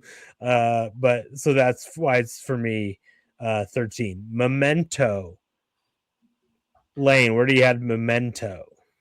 I don't necessarily love the format that you're going with, but I will participate. Memento is my number. Do you have a different? What do you? I just think we should all go from 13 to 1. Okay, so okay. So number 13. Well, that's okay. So that's fine. What'd you have at 13 then, Lane? 13 was Insomnia for me. Okay. That's the Robin Williams, Al Pacino flick. Yep. So I watched this. I was just gonna say I watched this after I was into Nolan, and this really let me down. Okay. So 13, you had Insomnia. I had Insomnia 12. So I'll go 12. Keith, did you see Insomnia? I did not see Insomnia, and I had it 12. Okay. And I had Following 13. So those are the two that I had not seen. Okay. Those are my 12 and 13. So that covers 12 and 13. I think pretty much everybody on the planet is going to have those 12 and 13. Lane, what did you have at 11? Dunkirk. I had Dunkirk at 11. Okay. Lane, 11. Keith, what did you have at 11? I had Tenet at number 11. Whoa! Okay. I also had Dunkirk at 11. I just want to say, Dunkirk, I was listening to a podcast today. Chris Ryan of The Ringer, who is like a person I love and a movie person I respect, has Dunkirk at 1. Oh, God. I don't understand it. I watched it today. I had it on today while I was preparing for this. Like it was sort of in the background, like it just doesn't capture my interest like other, other Nolan movies, which is not to say that it's a bad movie. It's a fantastic movie. All of these are great movies. I love them all. But For me, compared go to ahead. the others, it's so low on my list. It's one of the few Nolan movies that I think I can lose interest in. Like, I had it on in the background while I was doing stuff. There's very few Nolan movies that I can put on the background and do other stuff. And part of it is because there's very little dialogue and all that. But Go ahead, For Lane. me, we started this podcast. I don't know if it was the first. I think it was the first iteration in 2017, which was 9 years ago. And in that year, we watched The Darkest Hour. And The Darkest Hour came out before Dunkirk, and I loved The Darkest Hour, which was about the same event in history, and I love that movie so much more. So to watch Dunkirk after that was a detriment, I think, to the movie. I have Dunkirk 10 on my list to jump ahead. Okay. But my thoughts on the movie relate to both. It's the least memorable Nolan movie. yeah. Lane, what did you have? 10. Tenet. I had Tenet at 10. A fine movie, maybe fun on your first watch. Dunkirk, Yep. I think they're very similar. yep, in the same ballpark. One's a little bit more straightforward and one's a little bit more of a mindfuck, but I don't think the mindfuck in Tenet was executed as gracefully as his other films. So, all right. Well, I'll skip ahead then. I had 10 at 9, so I'm not hugely off from you guys. The only reason I have it at 9, and because I think Tenet rules. It's a fun watch. You think it rules. I don't know what the fuck it's about. Tenet. I saw Tenet. It was around COVID, and I saw it at the drive-in movie with my wife. That's sick. I've seen Tenet twice. I saw Tenet like shortly after it came out, and I actually watched it like maybe 6 months ago. And I think that I understood it less the second time, which is frustrating because I love it. I like if I were just to shut my brain off and watch it, I'm like, that fucking movie ruled. But then if you ask me what that movie is about, I'm like, oh fuck, I don't really know. Yeah. I feel like I need to watch Tenet 5 more times before I really understand what it's about, and for that reason, it's a little bit lower for me. Yeah. So 10 for me was Batman Begins. Oh, interesting. You fucking asshole. Interesting. Okay. I can see that. 10 for me is Batman Begins. The reason being, it's certainly to me the least rewatchable of the Batman franchise. Sure. Absolutely. I appreciate that it's the origin story, but like we know the Batman origin story. It is a new take on it. It's a fresh take on it. It's the least Nolan-y of the 3 Batmans. I'll agree with that. Without a doubt. I think it's the most forgettable of the Batmans of the Nolan. I love so many Nolan movies that I found it really low on my list. So to me, 10 was Batman Begins. We're on 9. 9. Where are you guys at 9? I had 10 at 9. You guys need your 9s. The Dark Knight Rises. I think this is the worst of the Batman films by far. Okay. I think there are 2 better Batman films.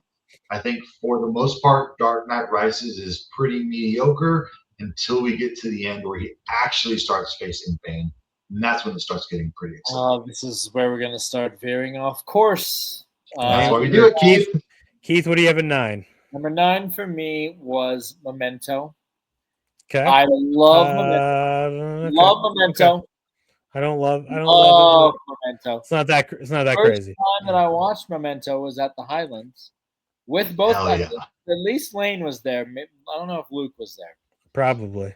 It's another one. I do think I need to give Memento a rewatch, but it's only number 9 because there are 8 masterpieces ahead of it. Yeah. Yeah, we're Okay. picking straws at this point, right? No, we're all in agreement. we're all really close, and I'll just skip ahead that my number 8 is Dark Knight Rises. So I'm not crazy off from Lane. You had it 9, I have it 8. Keith, what do you have at 8? Number 8, I have Batman Begins at number 8. Yeah, see, we're right there. Yeah. For the most part. Lane, what do you have at 8? The Odyssey. Holy fucking Christ. That's fucking insane. What are you talking about? The Odyssey, number 8. That's Christ. That's fucking insane. Jesus fucking Christ. I have Dark Knight Rises at 8. And hold on, let me let the record show. Jesus I did Christ. switch the Dark Knight Rises and Odyssey after looking at my list. I originally Who had the gives Odyssey a at shit? 9. You're like Well, 5 let's movies get off to the at rest of least. these lists. That's list. fucking Now, insane. Jesus Christ. What do we should we just stop the podcast now? No, We might no. What Just are go we to number doing? 7. All right. Keith, what do you have at 7? 7, I have The Prestige, which is, again, a great movie. One of Fantastic. the original beer and review movies. Yep. Fantastic movie. Lane, what do you have at 7? Early Nolan. What do you have I at don't think 7? we've done. I don't think we've done Prestige. I don't For think me, we have either. number 7. Like in 2017, one of the original fucking Oh, episodes. the original. Yeah, okay. Yeah. Oh, you're right. You're right. Way back in the day. Sorry, Yeah. I apologize, Keith. Yeah, you're right. I'll Give take me the your fun. stupid fucking number 7, you fucking idiot. For number 7, I will take Interstellar. Okay, I don't actually hate that much. For me, 7, I have Memento at 7. Okay. Number 6. Keith, yeah, 6. 6, Lane, I'm not that far off from you. Interstellar, 6. Yep, that's checks out. Lane, 6. Oppenheimer. Jesus fucking Christ. Count the movies, my man. We're splitting greats. Hey, I don't want to fucking hear it. We're splitting greats. Sure, you just ranked. 6, I mean, you just ranked probably the 2 best at 6 and 8. So, okay. So thanks, Keith. 6, I have The Prestige. Okay, 5. Which is like makes sense, unlike your guys' fucking rankings. 5. Keith, what do you got? 5. 5 is The Dark Knight Rises. That's I love that movie. it's entirely I'm more of too a high. superhero movie guy too. So Yeah, it's Dark Knight entirely Rises, fucking awesome. Entirely too high. Lane, what do you have at 5? I will be the first one to mention this movie so far. Number 5, Inception. Christ, this is just an absolute catastrophe of a list that you are putting together. So confident putting this list together. There's no way that I'm wrong. I mean, I'm not wrong. It's a complete and utter catastrophe that you you're are putting together. Lunatic. All right, what number? What are we on? 4? 5. I have it Interstellar at 5. Okay. What do you have at 4? What do you have at 5? So he had Dark Knight Rises at 5. I had Dark Knight Rises at 5. I had Interstellar at 5. So 4, Keith, what do you have? I have Oppenheimer at 4. Yeah, that's a respectable number there. Oh Christ, Lane. I assume Memento, or are we gonna get no? Jesus Christ, you still got. Oh God, you're gonna go Batman Begins here. Batman Begins. Are you fucking kidding me? Absolutely. I think this is a strong, beautiful origin story of the Batman. By far the best we've ever seen in the cinematic universe. Batman Begins is beautiful. Terrible. I mean, terrible ranking. It's a great movie, but it's a terrible ranking. So I actually have the Odyssey here at 4. Okay. For me, it's 4. Yeah, I like that. Yeah. So it's 4 for me. Future, we'll go 3 to you.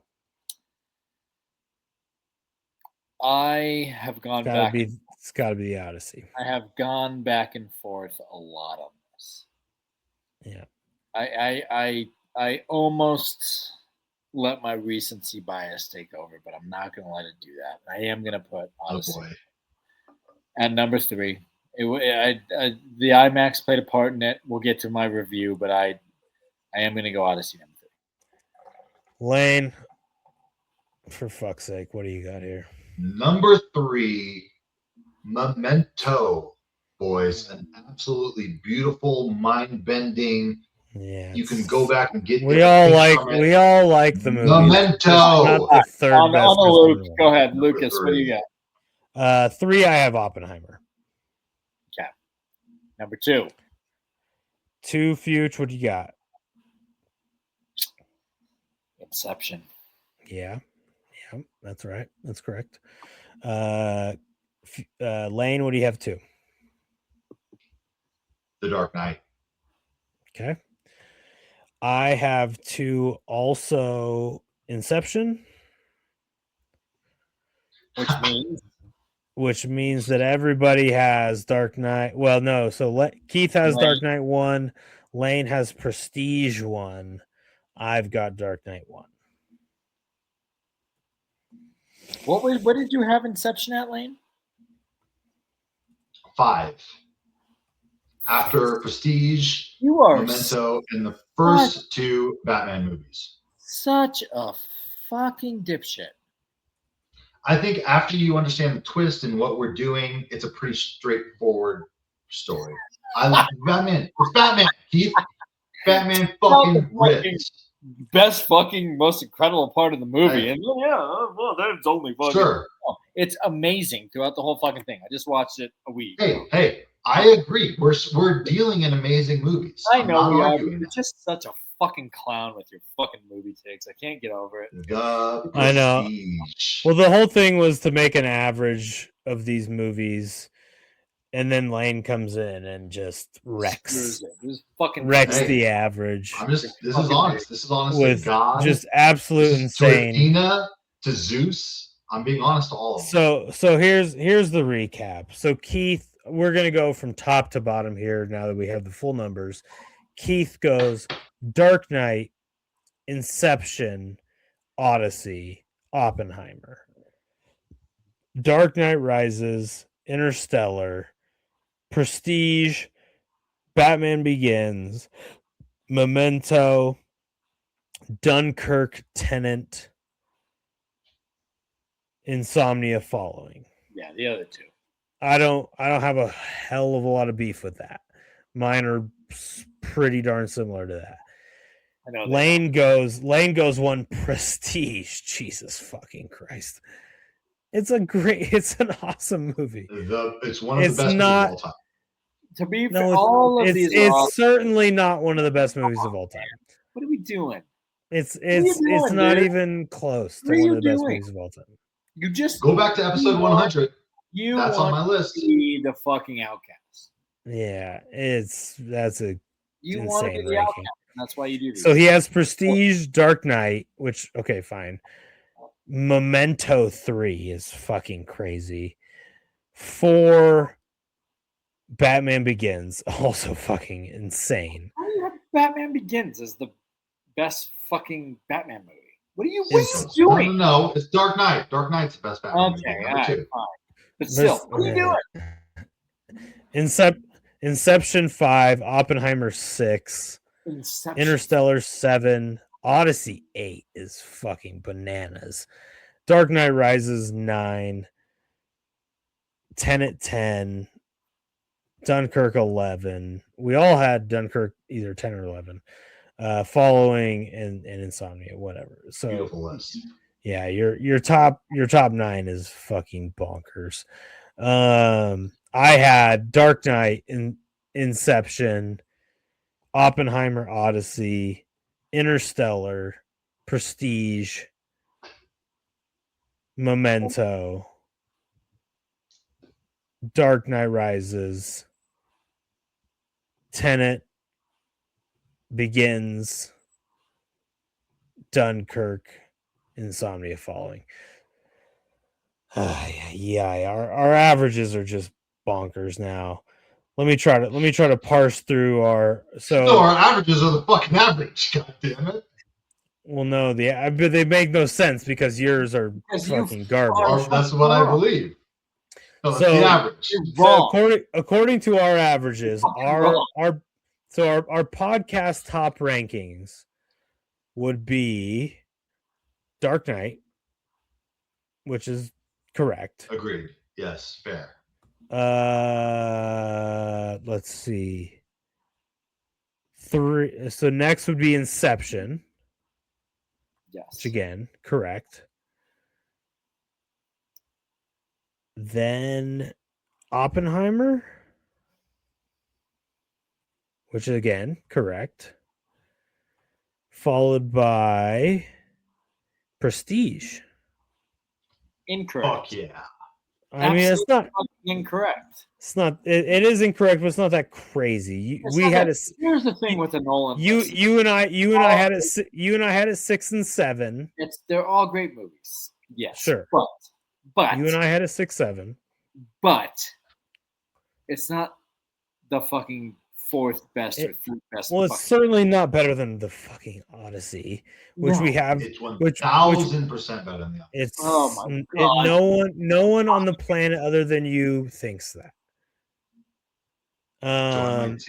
We have Odyssey at the 5 spot.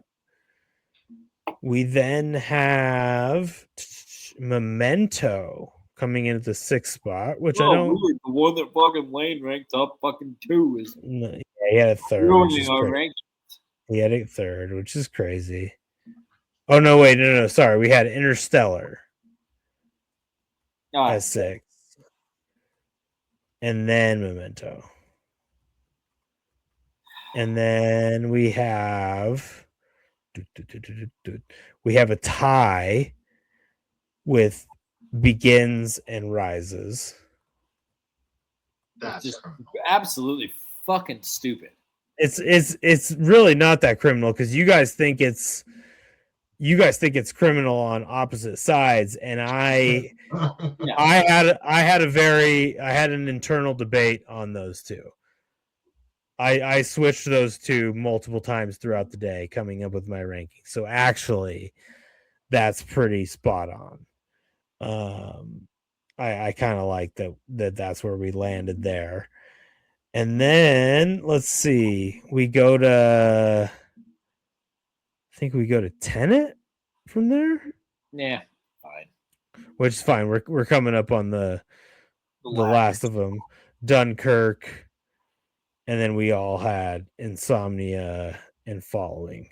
So the podcast ranking of averages of our favorite movies goes Dark Knight, Inception, Oppenheimer, Prestige, Odyssey, Interstellar, Memento, Batman Begins and Rises, tied, Tenet, Dunkirk, Insomnia Falling, which honestly is pretty much goddamn exactly my ranking. Almost exactly. So, yeah, not terrible. Other than Lane's. Lane's is terrible. Lane just good God. Man. Yeah. Don't worry, we're not done yet because we still have to hear your fucking rating of the Odyssey. Yeah. All over it. Okay.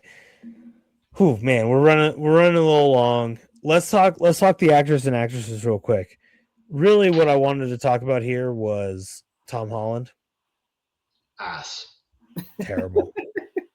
Thank you. Luke mentioned it 10 minutes into the movie. He turned over to me and he said, Tom Holland's really I'm not disagreeing. I'm not disagreeing with you. Okay. He was really taking me out of the movie. Performance of all.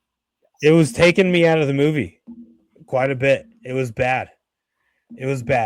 And I think what made it even worse was that he was a lot of times especially in the early part of the movie, head to head or face to face with Anne Hathaway. and Anne Hathaway was acting circles around this guy. Oh, absolutely. I mean, just And absolutely Robert acting. Pattinson. Robert Pattinson and Anne Hathaway were acting him off of the screen, and it was distracting. It was obvious that one of them was in CG. Was the star of CGI Spider-Man films, and the other two had been in real movies. And I think, and I heard this on some podcasts today, and it made me think it was a little bit unfair to Tom Holland that he had to act in an English, like an American accent. Yeah, he's been doing it for 20 years. I mean, not 20 years. As Spider-Man, he does it, but it's like it works as Peter Parker. Exactly. It doesn't work as his British accent would have been perfect for this. Yeah, it would have been better. Yeah, but it wouldn't have matched. It wouldn't have matched with everybody else. That's the problem. I think it was a tough scene to be up against Anne Hathaway, Robert Pattinson, and Matt Damon. It was glaringly bad in my view, which was probably the main reason I had it as low as 4 in my rankings. I think that was the worst part of the movie to me, was Tom Holland. I won't argue with I'll wait till I get to my review. Okay. Do we think that Matt Damon? Because I think we all loved everybody else, right? Like, pretty much everybody else in their roles was like really awesome, and there was so many actors and actresses that you were like, holy shit, I know that person, or like, wow, like I can't believe they got that person for that role, right? Lupita Nyong'o as Helen, Gary Bertier, the actor who played Gary Bertier from Remember the Titans as what was his mentor, like there was so many, there were so many good ones. I think the one to focus on, obviously, is Matt Damon as Odysseus, and thinking about some of the other leading men that Nolan has had in his movies, which would really be Christian Bale, Leonardo DiCaprio, and Cillian Murphy. I think those are like the other 3 leading men, maybe even Tom Hardy. So let's call it 4 other options versus Matt Damon. Do we think that any of those 4 would have been better? I certainly think that it would have been a different movie with all those 4, obviously. Would any of those 4 have been better than Matt Damon? No, I think out of those 4, Matt Damon is the best option, but I do think that there were better options than Matt Damon. I think if you're going to throw a bunch of A-list celebrities into the movie, I think Matt Damon is a great choice to lead your film. Who would you have liked better? That's not on that list. I think no. I mean, on the list, like you mentioned, out of Cillian Murphy, Christian Bale. I'm talking about leading men who have been Christopher Nolan leading men, right? Because Nolan very clearly like sticks with his dudes. For sure. And I think that is, I don't want to say a negative. I think that there is probably a better actor than Matt Damon to portray that part. Name him. I think I'm not a director or a casting agent, Mr. Fuchs. Well, then fucking name him. You keep saying there's someone better than Matt Damon, then fucking name him. We have, as a society, put Matt Damon in this category, right? And he's a great actor. I love. I don't give a shit about fucking where we put him as a society. Name who you think would be better than Matt Damon. I'll name someone. I think Christian Bale could have been a fucking awesome Odysseus. Amazing. So I think that Bale would have been a very interesting Odysseus. Yes. I don't know that I would say better. I don't know if it would have been better, but it would have been a fucking good casting. It would have been a different. It'd have been a different thing. That fucking Matt Damon wasn't a good fucking casting choice. Name who you would fucking put it. I don't say that it's not a good casting choice. I just think we all come with our preconceived notions of Matt Damon going into this movie. I think that's the point. Is your preconceived notion of Matt Damon being influenced by the film that was made by No, I was gonna say Team America, World Police. Well, please, yeah, potentially for our part. I'm just saying. I think that when you lean on A-list actors, you limit yourself, and that's all I'm saying. I think there's someone who could have been better. I just I can't. I think at this point, and I mean, Bill Simmons and Chris Ryan just did a podcast this week where it was a really goofy exercise because Yes, the Leo versus Bill Simmons, it was a Leo versus Damon, and Bill Simmons just came up with a bunch of categories that were very like obviously leaning towards Matt Damon. I was like, these are insane categories. Stupid. Yeah, it was very dumb. Here's my thing. But I think the point though of that exercise was to highlight that like Matt Damon and Leo are two of the very, very upper echelon of the modern actors we have. I don't know how. I mean, I think you put Bale up there.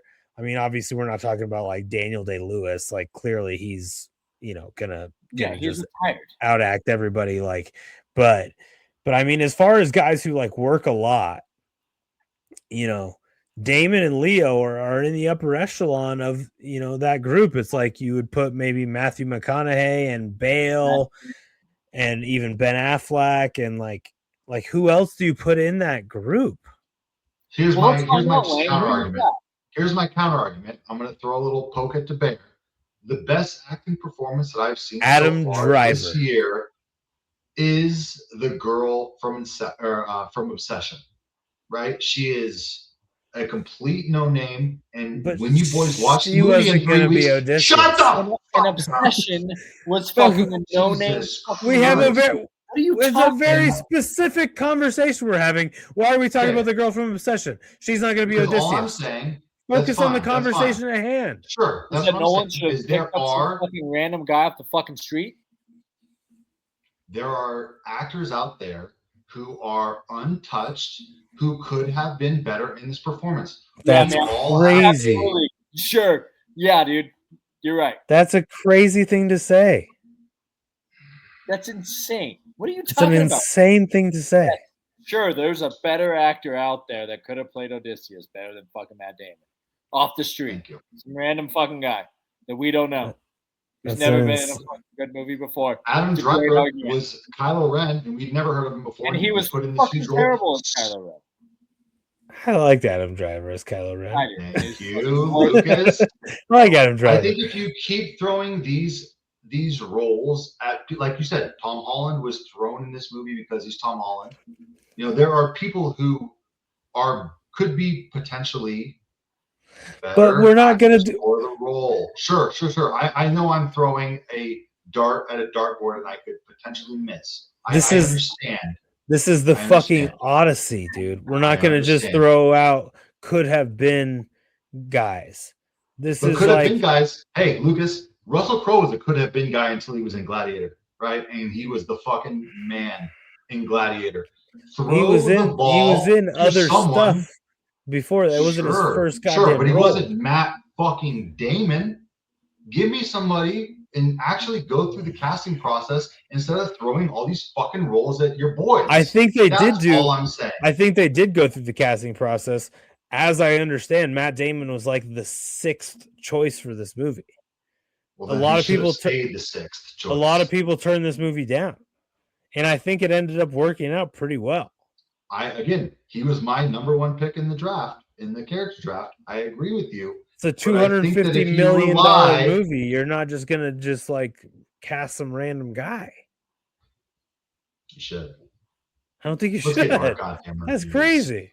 You are. Let's get to it. You are. Oh my god. Dude. Absolutely insanity.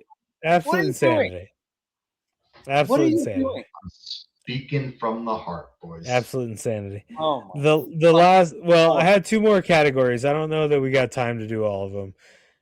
One of my categories was Oscar bait, This is going to be nominated for everything. This is going to get all. Yeah.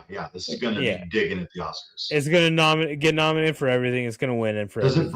Does it break any Sinners records for like the most? I think nominated? probably. I mean, Best Picture, Best Director, Best Adapted Screenplay, Cinematography, Lead Actor, Actress. Roles. Yep, both supporting. I think it might have multiple supporting actors.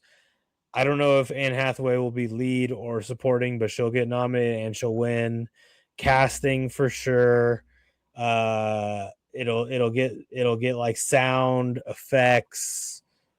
I don't know if it'll get visual effects. It didn't actually use any visual effects, right? So, but it'll win everything. This is gonna win everything, I think is the point.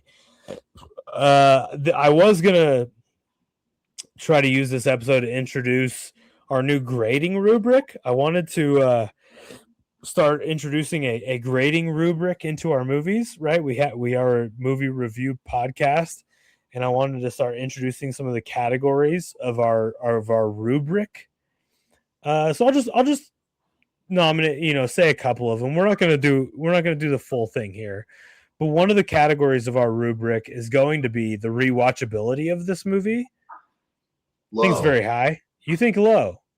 I think low. I think we've seen the story. We've now seen the epic. And I think if you watch it outside of IMAX, you're going to be disappointed. After seeing it in IMAX. It's a rare case where I will actually agree with Lane. Nolan movies specifically, besides the Batman trilogy, Nolan movies specifically are hard to rewatch because you have to be locked in. I think I couldn't disagree more. That's not my definition of a rewatch. I've watched a bunch of the Nolan movies a shitload of times. I mean, I have too, but I've watched The Dark Knight another 100 times. I've watched Inception 100 times. Even outside of theaters, I've watched Oppenheimer a bunch of times. I watched Interstellar, Prestige, Rises. I've watched all of his movies. I've rewatched Interstellar. This is one though where I am. So we're not going fully into this. We're not going to fully grade this, but when we do get into our rubric, I think it's going to be fun because for me, this is a highly rewatchable movie. I'll rewatch this movie a bunch of times. I don't know if I'll ever watch this movie again. One of the other categories I thought of was how likely are you to see this multiple times in theaters? Which from that is a different question. It is a different question for sure. And I think you guys are both saying that this is a rewatchable in theaters movie more than it is a rewatchable overall. Agreed. Argue with me, Keith. How likely are you to talk to people? You didn't want to see it again. Then you go, oh no, but he did say in the IMAX thing. I get. How likely are you to talk to your coworkers about this movie? I think that this movie is in the cultural zeitgeist, and I think that this is a relevant movie. I think that everyone should, Keith, watch this movie because it is a story that spans, as we mentioned 2.5 hours ago. This is our longest podcast. It's a movie that's for generations of people, and this is the most relevant modern version of it. Go fucking see it. Yes, and I'm talking to your fucking coworkers about it. I don't have the full rubric grading. These were just a couple of the ones I came up with. The last one I wanted to talk about right now is: would you take a girl on a date to this movie? Not your wife, because your wife is a different girl. If you were like dating somebody new, would you take them to see this movie? Which doesn't necessarily not. Right. Which doesn't necessarily even, reflect the quality of the movie. Maybe it does inversely, right? The better the movie, the less likely you are to take a girl maybe to see it. That was just a rubric category I was thinking of. I will probably take Kyla to go to the theaters in IMAX to watch this movie because it is an event. It's an epic, right? This is an epic poem. It's an epic movie. Go see it in the theaters and she reads. She reads and she would appreciate it. Might like it. I was trying to quote unquote Slay Some Puss. Right. This would not be the movie which that was I would take another a girl to slay some another puss category that I was potentially thinking of is if you put this on during a Netflix and chill session, for. No, what are we doing? how likely are you to Netflix versus chill? Right? I mean, Because I always chill. Let the record show. I'm 100% chill in this situation. Okay. All right. We'll refine our categories. I'm trying to I think there's something to the rubrics that I'd like to dig into a little bit as we go. 135 episodes into the podcast. We're always evolving. We're always evolving. We're evolving. This is not a Netflix and chill. I agree. All right, boys. That's all I got for the movie. We've been talking about this movie for over 2 hours. So close to 2.5 hours. You got anything else? Let's get to it. Oh God, no. Do you want to talk beer or do you want to talk movie? Let's talk financials, buddy. Oh, ladies and gentlemen, boys and girls, we've been talking for a while, but it's time to talk money because that's why these Hollywood folks make movies. Lucas, we're in a movie theater scenario, so I know you got dollars. I know you got cents. Please make the dollars make sense for the Odyssey. Yeah, it's not a foregone conclusion these days that we have good financials, for a movie. We haven't been getting the budget for every movie we've been doing, and a lot of movies we've been doing are straight to streaming. But this is not that movie. This is a goddamn Christopher Nolan movie. This is a true filmmaker. This is a man who demands that his movies be in the fucking theaters on the big screen. He did it in IMAX. God bless him for it. We've got an estimated budget of $250 million. It's a big budget. It's a big budget. I can't remember a bigger budget that we've done on the podcast. That's a big one. $250 million. Opening weekend in the United States and Canada, our friends up north that we hate, apparently, is $123.5 million. So it basically did half its budget in the opening weekend. Gross worldwide box office, $342 million. So this movie's been out for basically a week. Let's call it a week. Let's call it 8 days. And it has made its entire budget plus, let's call it, including tonight. Tonight's a Friday night.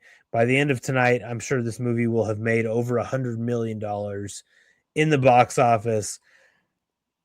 If you look at, tickets at literally any movie theater anywhere in the country, especially IMAX theaters, this movie's sold out. It's going to continue to make so much fucking money.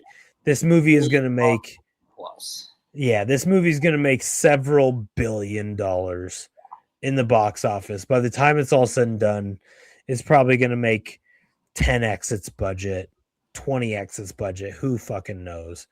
This movie's knocking it out of the park. It's an A+. It's an A++. It's just fucking crushing it. This movie's I just love that when we went to the movie, for the first time that I can remember, I had to get up and go to the bathroom, and I had to hey, step over people. Excuse me. Yeah. And it was a problem that I went to the bathroom. Usually we go to the movies and I can just jog to the aisle. Right. We've been going to the movies, and it's the three of us and one fucking random guy on the other side of the theater. We're the only 4 people in the theater. Yeah, this I literally felt bad every time I went to the bathroom because I was I'm so sorry. Over people. Try not to step on their fucking popcorn. Yeah. This movie's absolutely crushing it in every way, and it's going to continue to crush it. And I can't wait till it gets. I mean, because after this, you would assume it goes to HBO, and it's only going to continue to grow. This movie's only going to make. I mean, this movie's going to make billions of dollars in profit. You ready to talk beer? Really amazing. Keith, why don't you send us in the beer corner, bud? Man, I'm fucking thirsty. I'm thirsty, and I've been sitting in front of this fucking bartender all night, who just has the worst fucking movie opinions of anyone I've ever fucking met. I can't fucking stand his movie opinions, but I fucking love him. And I want to hear about this beer that he's been serving me. I'm going to the fucking beer corner. Lane, tell me about the goddamn beer. I love you too, my friend. And I can't wait till we get in our discussions because we might be closer than you think. This beer is brewed, as we said, from Germany. It's brewed in Leash, in accordance with the Berdigsting recipe. This is fucking a wild history. But let's go into the beer itself. It is coming in at 5% ABV, which is we like to see. Something interesting about this is it's bottom fermented. So you see the tanks where they start out pretty thick and then they get smaller at the bottom. You typically associate those with lagers because of the brewing temperature. It's brewed at a colder temperature, which makes the yeast, drop down to the bottom of the tank where the fermentation is happening. So this is a lager style. I can get into, obviously look at all these stats if you want to get into the fats and the carbs and the proteins and the salts and all that good stuff. But I think Luke would like to know that this is brewed in Lich according to the German purity laws, which you absolutely love to see. And it's the reason that I picked this beer, is because we're just drinking the goddamn good stuff. If you go to the history, this beer started 400 years ago. I'd say similar to the Odyssey, but as we discussed in this 2.5 hour episode, the Odyssey was a lot longer than that. So it's exciting that we did an old movie with an old beer.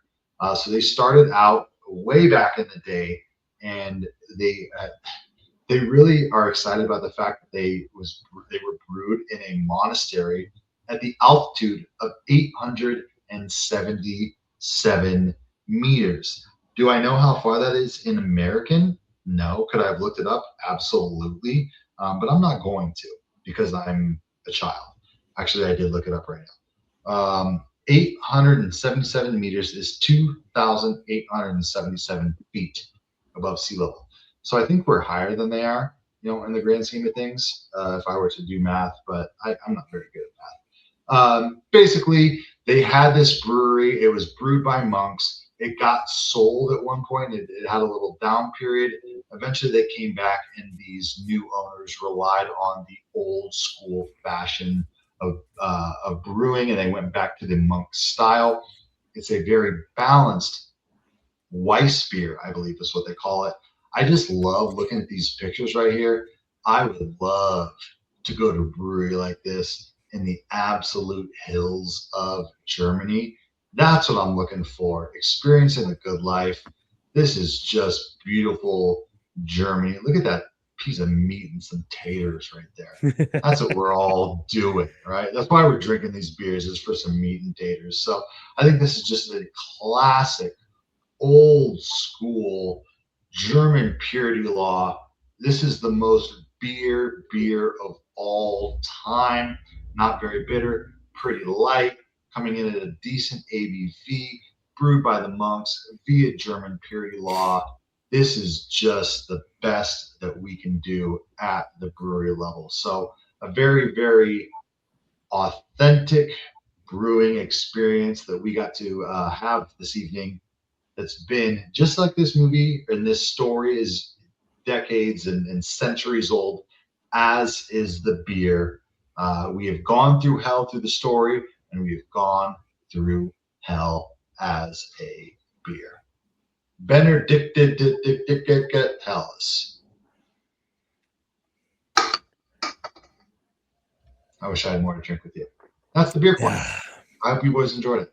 Yeah, there's no hell quite like listening to you rank Christopher Nolan movies, I'll tell you that. Well, that's why we're here in the beer corner. Keith, I want to know what your thoughts are on the Benedictine. Hell, did you enjoy it? I did enjoy it. I have crushed all 4. Oh My my man. goodness. Yeah. Keith might be sleeping on the floor of the garage tonight. No, not at all. I crushed all 4.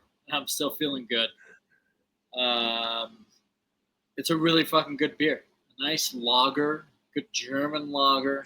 Doesn't hit too hard. Feels fucking good.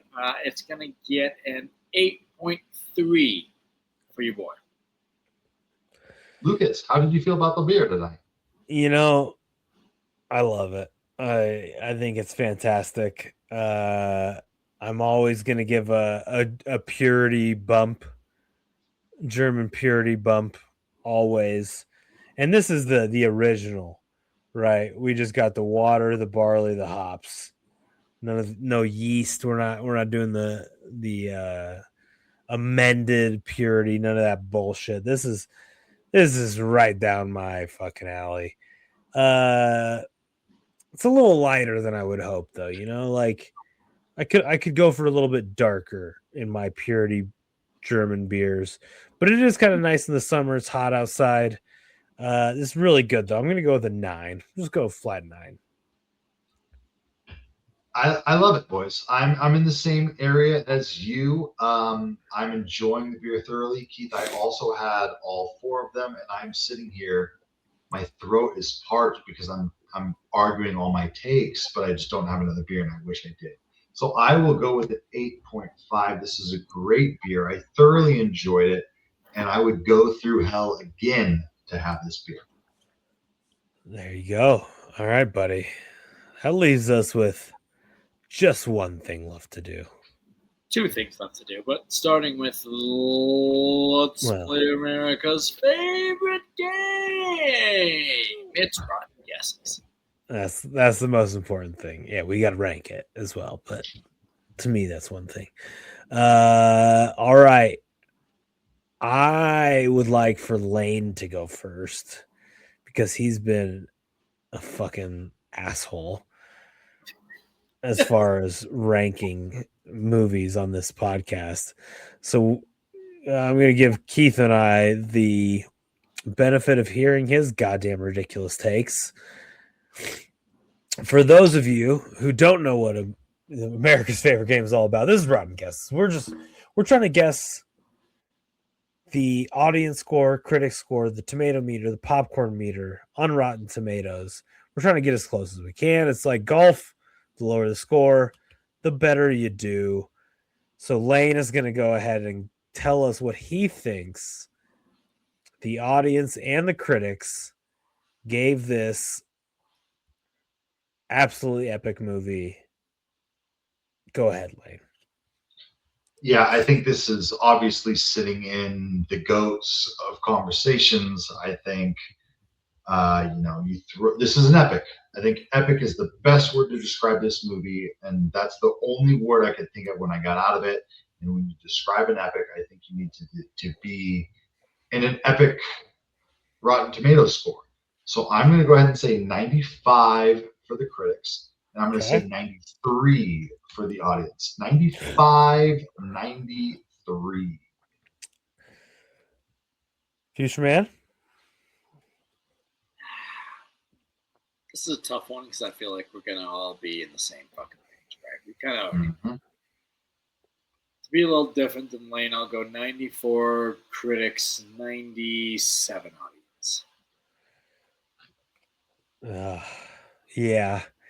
The floor is pretty fucking high Incredible. On this movie. I just can't imagine anything on either side being sub 90. I almost can't even imagine sub 95. I just think that the anticipation for this movie was so high. The delivery of this movie is so high. The actors and actresses that we have, the grand scale of this movie, just the way that Nolan pulls this fucking movie off. I'm gonna go 98 for both and just hope for the best. Okay. Good Lord. Greatest movie of all time rankings here. I mean, all right. Keith, it sounds like you got it pulled up, huh? I've got him pulled up here. We all were on the right track. Yeah. Obviously. The critics coming in with only 434 reviews, which feels a little bit low for a movie of this scale, this epic magnitude. You know, we're only a weekend, but whatever. 94 from the critics. Huge. And what's the audience score, Luke? The audience score is a 97. Jesus. 2. Did you nail them both? I did not look at all. I swear to God, I didn't look fucking one bit. That's goddamn impressive. That's just fucking. That's really good. Unfortunately, for the year-long ranking score, you're not going to gain much on us because we were all really close. But both like 1 point off. Yeah, but that's really goddamn good stuff. Really good stuff. Yeah. Congratulations, Keith. Excellent work. I mean, like I said, we're all going to be around the same fucking thing. The floor was so high that it just but to nail them both is excellent stuff. Excellent work. Well, Keith, since you're the fucking champion of the night, why don't you give us your score? I would love to. Hold on. Before you start, I'm the most excited for right now.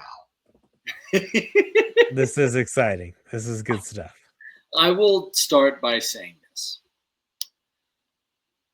Seeing this movie in an IMAX theater, in the seats that we were in, was the greatest movie theater experience I have ever fucking had. Without a doubt. Well, I got to share with you, my man. That's excellent stuff. Without a doubt, the greatest movie-going experience I have ever fucking had. It was incredible. Now, if you would have asked me my score directly after the movie, yeah, it would have influenced it. I'm glad we did take almost a week before we recorded. There are faults in this movie, for sure, but it is still an incredible fucking movie. Yeah. I'm trying not to say things just to fucking go at Lane right now, which may happen later. My own personal opinion, it was incredible in theaters, but the movie itself,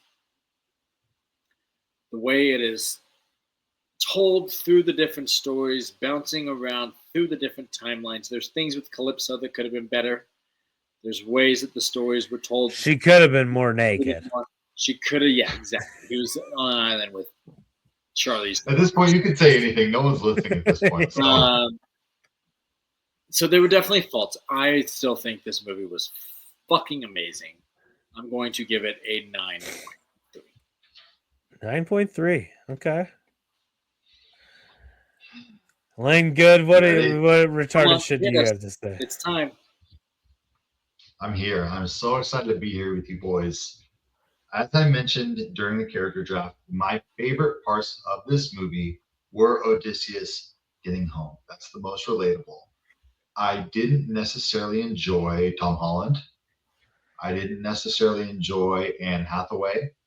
And I unfortunately didn't necessarily enjoy Robert Pattinson. And not that he didn't act his ass off and he was unbelievable. I just felt that the character himself was stagnant. Those are my critiques. This movie is epic.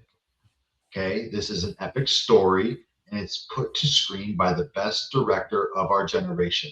Therefore, this movie was epic. When I came out of the movie, the only word I could use to describe it was epic. It culminated to this beautiful masterclass of filmmaking. However, there were negatives, so I don't want to sit here and say that it was a perfect movie. but I thoroughly enjoyed my experience in the movie with you boys. That being said, I'm going to come in at an 8.9. This is a absolutely great movie, very phenomenal. I thoroughly enjoyed my time, but I think that everything outside of Matt Damon's arc of trying to get home was just a little bit less than for me. 8.9. This is a thoroughly wonderful movie to go see. And as Keith said, if you have the chance to go see it in IMAX, I strongly recommend it. You know what? I'm going to bump it up. I apologize. 9. I'm going to go 9. Then why would you hate on it so much to the podcast if you're going to give it a 9? What is wrong with you? I don't think I hated on it. I just think that even a 9 is just criminal, though. It's He criminal. gave it a 9.3. It's like, I'm criminal. not that far off. It's criminal because if you are comparing this movie to every other movie that's ever been made, what the fuck are we talking about? I watched Unforgiven. This is one of the greatest feats in filmmaking history to make this movie. Not only do we have what we all agree is one of the most epic movies we've ever seen. We were all holding our butt cheeks to not let the shit run down our pants as we were walking out of this movie. I was there with you guys. I remember how we all felt walking out of this movie. I heard other people walking out of the movie with us talking about this movie. This movie was fucking mind-blowing. We, for 3 hours, were holding our fucking breath because this movie does not allow you to take a breath. It is fucking bringing it hard. And then to learn after the fact that basically none of it is CGI. All of it is filmed on fucking site with a goddamn IMAX camera, which is a big fucking loud, heavy machine. And that he then had to use all kinds of filmmaking magic to hide the fact that there was this fucking camera and the sound of this camera, which is just beyond impressive. There's just no arguing that this was a filmmaking master class. This is maybe the most impressive feat of filmmaking that we have ever seen in the history of filmmaking. Like, quite literally. It's in that category, right? There's only like a couple of movies that you could even mention. Yeah, Lucas, I need to change my score. You're right. Yeah, you do. There's only a couple of films that are even mentionable in that category, right? This was a 3-hour masterclass, hold your breath, retelling, reimagination, interpretation, artistic interpretation of the greatest of all time storytelling stories. We also have, I don't know, half a dozen to a dozen of the greatest actors and actresses of our time. Clearly the greatest director of our time. This movie is, by all means, a fucking masterpiece. It's fucking incredible. It's an absolute masterpiece. It was a pleasure to see it. It was a pleasure to see it in IMAX. I have it ranked as my 4th favorite Christopher Nolan movie, which can only mean that I can't rank it a 10 or a 9.9. So to me, it's a 9.8. This movie fucking rips. It's one of the greatest filmmaking achievements of all time. It's incredible. I don't know what you guys are talking about. Lane, adjust my score to a 9.6. Yeah, it's so fucking good. It is. It's just I don't know why I gave it a 9.3. It's just so masterpiece. We almost are unworthy of ranking it after one viewing. Is how I feel how good this movie is. We almost should be required to watch it 3 times before we can even give it a ranking. Is how good this movie is. It's it's genuinely, and I only rank it fourth in the Nolan movies because The Dark Knight Rises, or The Dark Knight and Inception, are just like, they're just they just mean more to me in the developmental appreciation of film and filmmaking. You guys are out of your minds. This movie's fucking I'm with you. rips. 9.6 is I'll take 9. I'll take 9.6. 9 is criminal. To rank this as like the 8th best Nolan movie is bonkers. Just absolutely fucking insane. Let the record show we all ranked Oppenheimer higher than this. Well, yeah, I think I gave Oppenheimer a 9.9, right? Like, I also think the same way about Oppenheimer. I think Oppenheimer is one of the greatest achievements in filmmaking of all time. I think that we talked about the Nolan movies as our favorites. I think the two best Nolan movies are Oppenheimer and Odyssey. Like, those are the two best films. But I've seen discussion. Right, it's a whole nother discussion. I've watched Inception and Dark Knight, 50 times plus each. Yeah. Right, and it's just like they're movies that I could watch every single day and never get bored of. But like, the thing is just it's a different discussion. But this movie is goddamn near flawless. If it wasn't for Tom Holland just delivering us a B+ acting performance, and one or two other like things that I was just questionable artistic liberties that he took, it's nearly a flawless movie. Well, ladies and gentlemen, boys and girls, that is 3 hours of episode 135 of Beer and Review. Gentlemen, before we go, I kind of throw in one more thing because no one's listening at this point. My absolute favorite part of the movie is when they're stabbing into the Trojan horse, and they stab into it, and they stab that guy, and he has to, like, everyone shuts his mouth, and then they pull the sword out. But before they can pull the sword all the way out of the horse, he wipes the blood. That was we didn't even talk about it. Awesome. That's how good this movie is. We talked for 3 hours about this movie, and we didn't even talk about one of the best parts. That's how good that was the coolest part. Yeah. Well, ladies and gentlemen, boys and girls, thank you so much for joining us. I am so happy to be here with you boys. Even if we disagree, I love you both very much, and I will see you next week on another episode of A Beer and Review. Cheers. God bless you, boys. Fucking A. Love you. Luke, I love you. Love you, buddy.